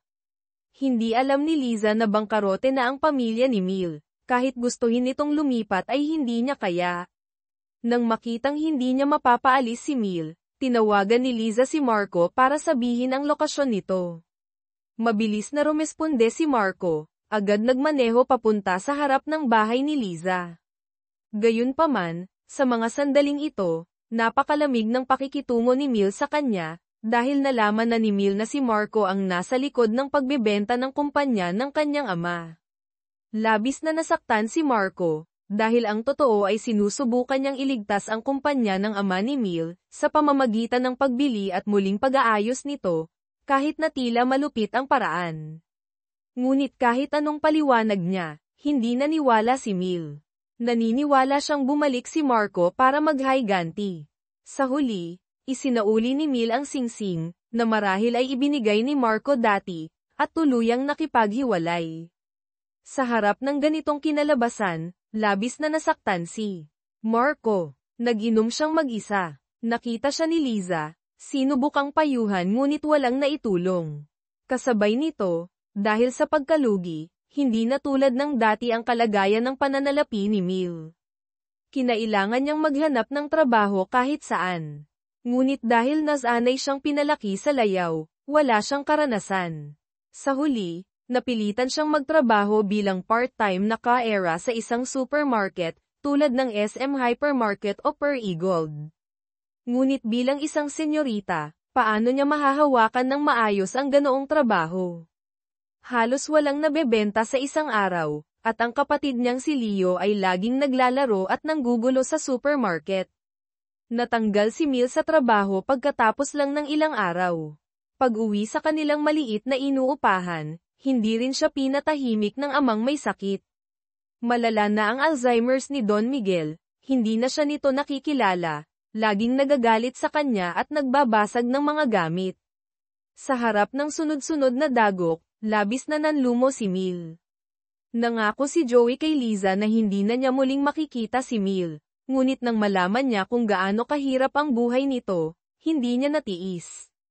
Patago niya itong patuloy na kinukumusta at tinutulungan mula sa malayo o sa telepono. Alam din ni Liza na malalim pa rin ang nararamdaman ni Joey para kay Mil. Labis siyang nagalit at gustong turuan ng leksyon si Mil. Ngunit nang pumunta siya sa tinitirhan ni Mil at makita ang kaawa-awang kalagayan ng pamilya nito, si Don Miguel na tulala, si Mil na pagod, biglang lamambat ang puso ni Liza. Pareho sila ni Joey na nasa isang mahirap na sitwasyon. Hindi nagtagal, dumating na rin ang araw ng operasyon ng ina ni Joey, dahil sa tulong pinansyal ni Liza. Tuwang-tuwa sina Joey at Kuya Basti, puno ng pag-asa. Gayunpaman, hindi nila inaasahan, marahil dahil sa malala na ang sakit o nagkaroon ng komplikasyon, hindi naging matagumpay ang operasyon. Masakit na pumanaw ang ina ni Joey. Sa harap ng trahedyang ito, labis na sinisi ni Joey ang sarili. Pakiramdam niya, ang kanyang kawalan ng kakayahan ang didirektang pumatay sa kanyang ina. Kaya, pagkatapos ng libing, dinala niya si Kuya Basti sa Guadalupe Bridge. Pagkatapos, kumuha siya ng lubad at itinali ang mga paa nilang magkapatid. Dahil sa pagkamatay ng ina, nawalan na siya ng ganang mabuhay. Sakto namang aakyat na sila sa Barranquilla para tumalon sa Ilog Pasig, tumakbong dumating si Mil, napigilan sila sa oras, at kinumbinsi silang bumaba. Tinanong ni Mil si Joey kung bakit ito gagawa ng ganoong kahangalan. Sinabi ni Joey na kasalanan niya ang pagkawala ng ina dahil hindi siya nakakuha ng sapat na pera para sa pagpapagamot nito sa tamang oras. Labis na nalungkot si Mil sa mga salitang ito. Agad siyang napaluha, nakiusap kay Joey na huwag siyang iwanang mag-isa. Gayunpaman, hindi basta-basta malampasan ni Joey ang sakit at pagdaramdam. Niyakap siya ni Mil ng mahigpit. Nagsisi siya, sinisi ang sarili na dahil sa pagmamatigas ng pamilya nila, at sa mga maling akala niya, kaya hindi naging manugang si Joey ng mas maaga, na nauwi sa pagkaantala ng pagpapagamot ng ina nito. Dahil sa malumanay at taos-pusong pag-alo ni Mil, unti-unting gamaan ang pakiramdam ni Joey. Isinuko niya ang balak na pagpapakamatay, muling sumibol ang pag-asa. Kinabukasan, kumalma si Joey at nag-apply sa isang bagong trabaho sa construction. Dahil sa kanyang positibong enerhiya at determinasyon, agad siyang tinanggap. Sa kabilang banda, muling hinanap ni Marco si Mil at ipinaliwanag ulit na hindi niya talaga ipinagbenta ang kumpanya ni Don Miguel kundi sinusubukan niya itong iligtas. Ngunit kahit anong paliwanag ni Marco, tumanggi pa ring maniwala si Mil. Sinabi niyang kahit pa hindi niya ginawa iyon, nagkaroon na ng malaking lamat sa tiwala nila sa isa't isa. Kaya't kahit maniwala siya o hindi, mahirap na para sa kanya na harapin si Marco tulad ng dati. Sa harap ng ganitong sagot, walang nagawa si Marco. Ang tanging nasabi niya ay papatunayan niya ang sarili sa pamamagitan ng gawa. Pagkatapos, si Christina, na tumakas, ay bumalik na rin sa wakas. Sa harap ng malaking pagbabago sa pamilya, bangkarote, ama na may malubhang sakit, labis na nagulat si Christina. Sinabi ni Mil na iniwan niya ang pagiging doktor, tumakas, at ngayon lang bumalik, hindi ba niya nakikita kung gaano siya naging pabaya? Ngunit bago pa matapos ni Mil ang sermon, napansin nilang nawawala si Don Miguel. Nagmadaling naghanap ang magkapatid kung saan-saan. Matagal silang naghanap ngunit hindi makita. Sakto namang umiiyak na sila sa pag-aalala, dumating si Joey kasama si Don Miguel. Maingat pang pinunasan ni Joey ang tsinelas nito. Nang makita ni Mil kung paano alagaan ni Joey ang kanyang ama, labis siyang naantig. Nalaman nila na aksidenteng napadpad si Don Miguel sa isang construction site.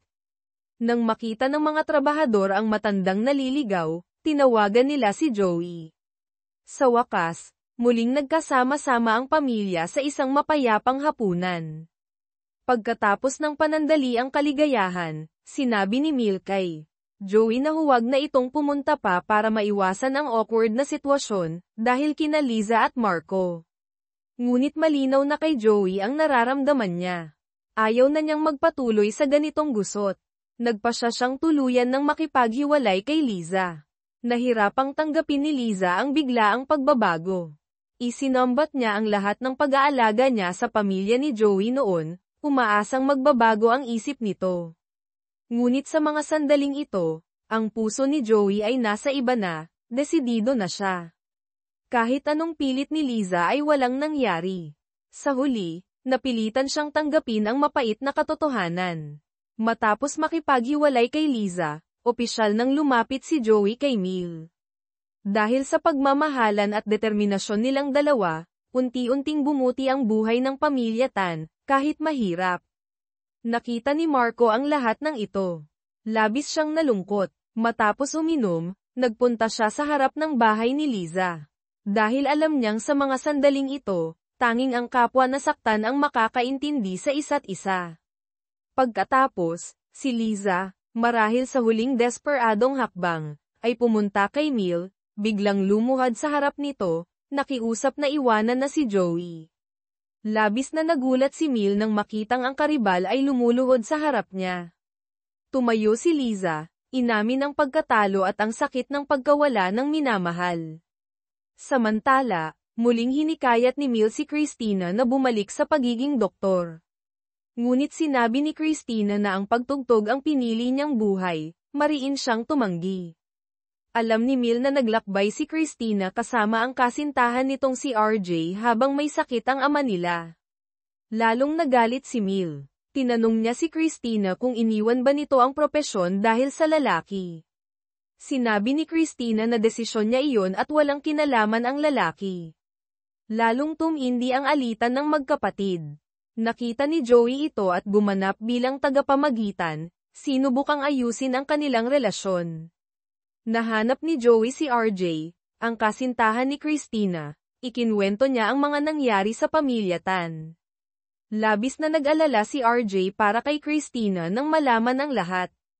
Kaya't hinanap niya si Christina, ipinahayag ang kanyang pagmamalasakit, at pinayuhan itong unahin ang pamilya bago sila magmahalan ng maayos.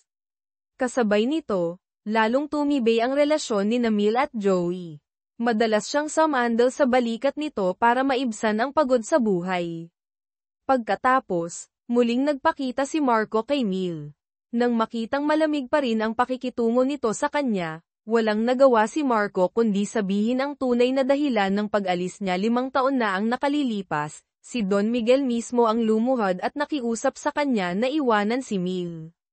Labis na nakonsensya at nagulat si Mil nang marinig ito. Gayunpaman, nangyari na ang lahat, ang puso ni Mil ay na kay Joey na, hindi na ito mababawi pa.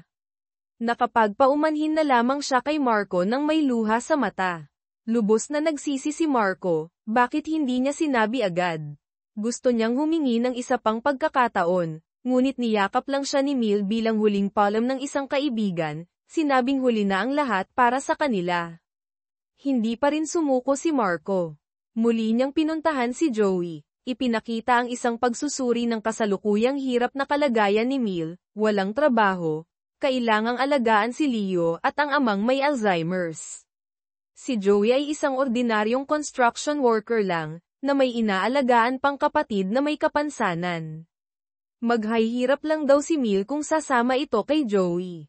Matapos marinig ito, kahit na matatag si Joey, nagsimula na ring mag-alinlangan at mag-alala ang kanyang puso. Pag-uwi mula sa trabaho, nakita ni Joey na nag-aaway na naman sina Mil at Christina. Gusto niyang mamagitan, ngunit aksidente niyang nabanggit na si RJ, ang boyfriend ni Christina, ay dating miyembro ng isang gang. Lalong nagalit si Mil, sinabing kahit ano paman, tutol siya sa relasyon ni na Christina at RJ. Sinubukan ni Joey na ipaliwanag na kahit dating gangster si RJ, mabait naman ito at nagbago na, sana'y maintindihan ni Mil. Hindi inaasahan, sinabi ni Mil na si RJ at ang pamilya nila ay hindi magka-level. Lubos na nasaktan si Joey sa mga salitang ito, dahil napagtanto niyang, ayon sa loika ni Mil, hindi rin sila magka-level. Sakto namang nag-aaway sila ng husto, tahimik na lumabas ng bahay si Leo. Pumunta siya sa parke at hinanap si Kuya Basti. Nang malaman niyang nami-miss ni Leo ang kanyang ina, inosenteng sinabi ni Kuya Basti na ihahatid niya ito sa nanay niya. Dinala niya si Leo sa Guadalupe Bridge at sinabi ditong tumawid lang sila sa Barranquilla at tumalon, makakarating sila sa langit at makikita ang nanay niya. Sakto namang gagawin na nila ang kahangalan, nakatanggap ng tawag si Joey. Nang marinig na balak ni Kuya Basti na isama si Leo sa pagtalon, natakot ng husto sina Joey at Mil, mabilis silang tumakbo papunta sa tulay at napigilan sila sa oras. Matapos ang mapanganib na pangyayari, sinisi ni Mil si Joey, dahil naniniwala siyang masamang impluwensya si Kuya Basti, at si Joey na rin. Dahil dito, lalong tumindi ang alitan nilang dalawa. Sa mga sandaling ito, hinanap ni Marco si Mil at ibinigay sa kanya ang kopya ng mga stock certificate, sinabing matapos maaga ang kumpanya ni Don Miguel, pinaghirapan niyang mabawi ang isang malaking bahagi ng ari-arian nito at ipinangalan kay Mil. Ngayon lang lubusang naniwala si Mil na talagang sinubukan ni Marco na iligtas ang kumpanya ng kanyang ama sa sarili nitong paraan. Lubos niyang pinagsisihan ang maling paghusga dito. Habang tinitingnan ang mga alaala nila, marahil ang singsing, nakaramdam siya ng kaunting panghihinayang. Ang binatang mahirap na si Joey ay naging manugang ng mayamang pamilya. Akala niya'y aabot na siya sa tuktok ng buhay. Hindi inaasahan, nalugi ang pamilya Tan, nagka-Alzheimer pa si Don Miguel. Gayunpaman, hindi niya piniling iwan ang pamilya sa gitna ng kahirapan. Sa halip, nanatili siya, nakibahagi sa hirap at ginhawa. Sila ay isang pares na dumaan sa maraming pagsubok. Kamakailan, madalas silang magkasagutan. Para mapigilan ang lalong pagkasira ng kanilang relasyon, si Mil na ang kusang pumunta sa construction site para hanapin si Joey. Nakita niyang mas pinili pa ni Joey na isama si Kuya Basti sa trabaho kaysa ipaalaga sa kanya. Tinanong ni Mil si Joey kung galit pa ba ito. Agad itong itinanggi ni Joey at humingi ng tawad kay Mil. Humingi rin siya ng paumanhin kay Joey. Muli silang nagkaayos. Ngunit sa mga sandaling ito, nakipagkita si Marco kay Mil, sinabing handa na siyang bumalik sa Amerika, para sa huling operasyon at trabaho. Umaasa siyang may hahatid siya ni Mil bilang huling pamamaalam. Dahil sa komplikadong relasyon at utang na loob, medyo nahiya si Mil kaya't hindi siya agad sumagot. Pag-uwi niya, ipinadala ni Marco ang round-trip plane tickets. Kasama nito ang isang legal na kasunduan tungkol sa mga shares ng kumpanya na naisalba ni Marco para sa kanya. Sa harap ng napakahalagang regalo at sakripisyo ni Marco, lalong naguluhan si Mil. Si Isabel naman, nakikitang mayaman at matagumpay si Marco, ay patuloy na kinukumbinsi si Mil na hiwalayan si Joey at makipagbalikan kay Marco.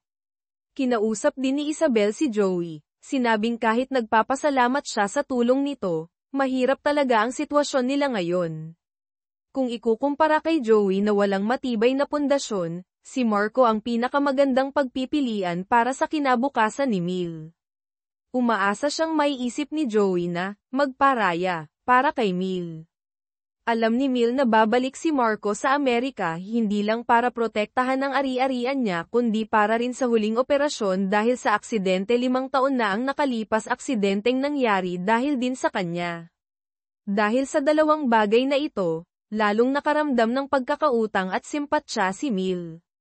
Kaya't nagplano siyang sumama kay Marco sa Amerika, bilang kaibigan para alagaan ito pagkatapos ng operasyon. Pagkatapos, sinabi niya kay Joey ang tungkol dito at nangakong 1 buwan lang siya mawawala at babalik din. Kahit ayaw pumayag ni Joey, alam niyang hindi niya ito mapipigilan at iginagalang niya ang desisyon nito. Hinayaan na lang niyang magpasya si Mil. Kinabukasan, pumunta si Mil kay Marco at sinabing sasama siya.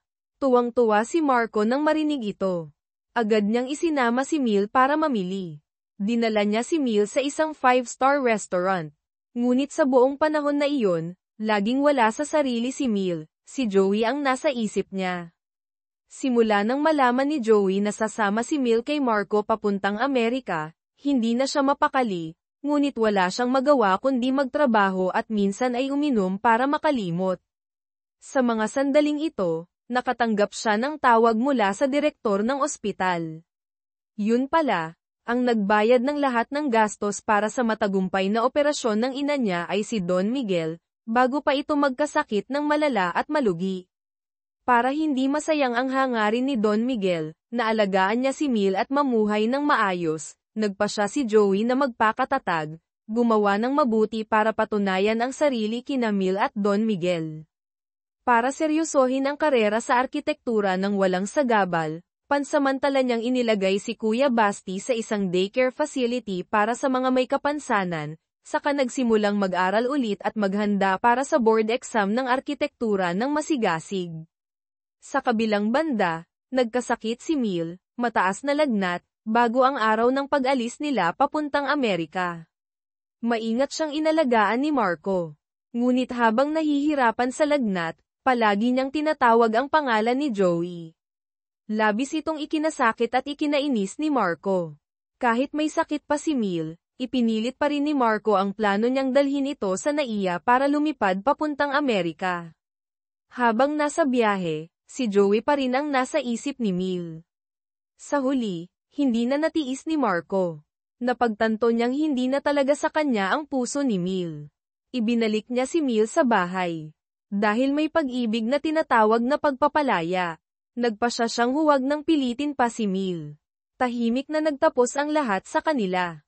Pagkatapos, isinama ni Mil si Kuya Basti para manirahan sa kanila. Nagsimulang muli sina Mil at Joey, isang masayang buhay na walang kahihiyan o kasinungalingan. Sa pagtatapos ng kwento, bumalik si Marco sa Amerika, nag-focus sa karera at nagkaroon ng bagong kasintahan.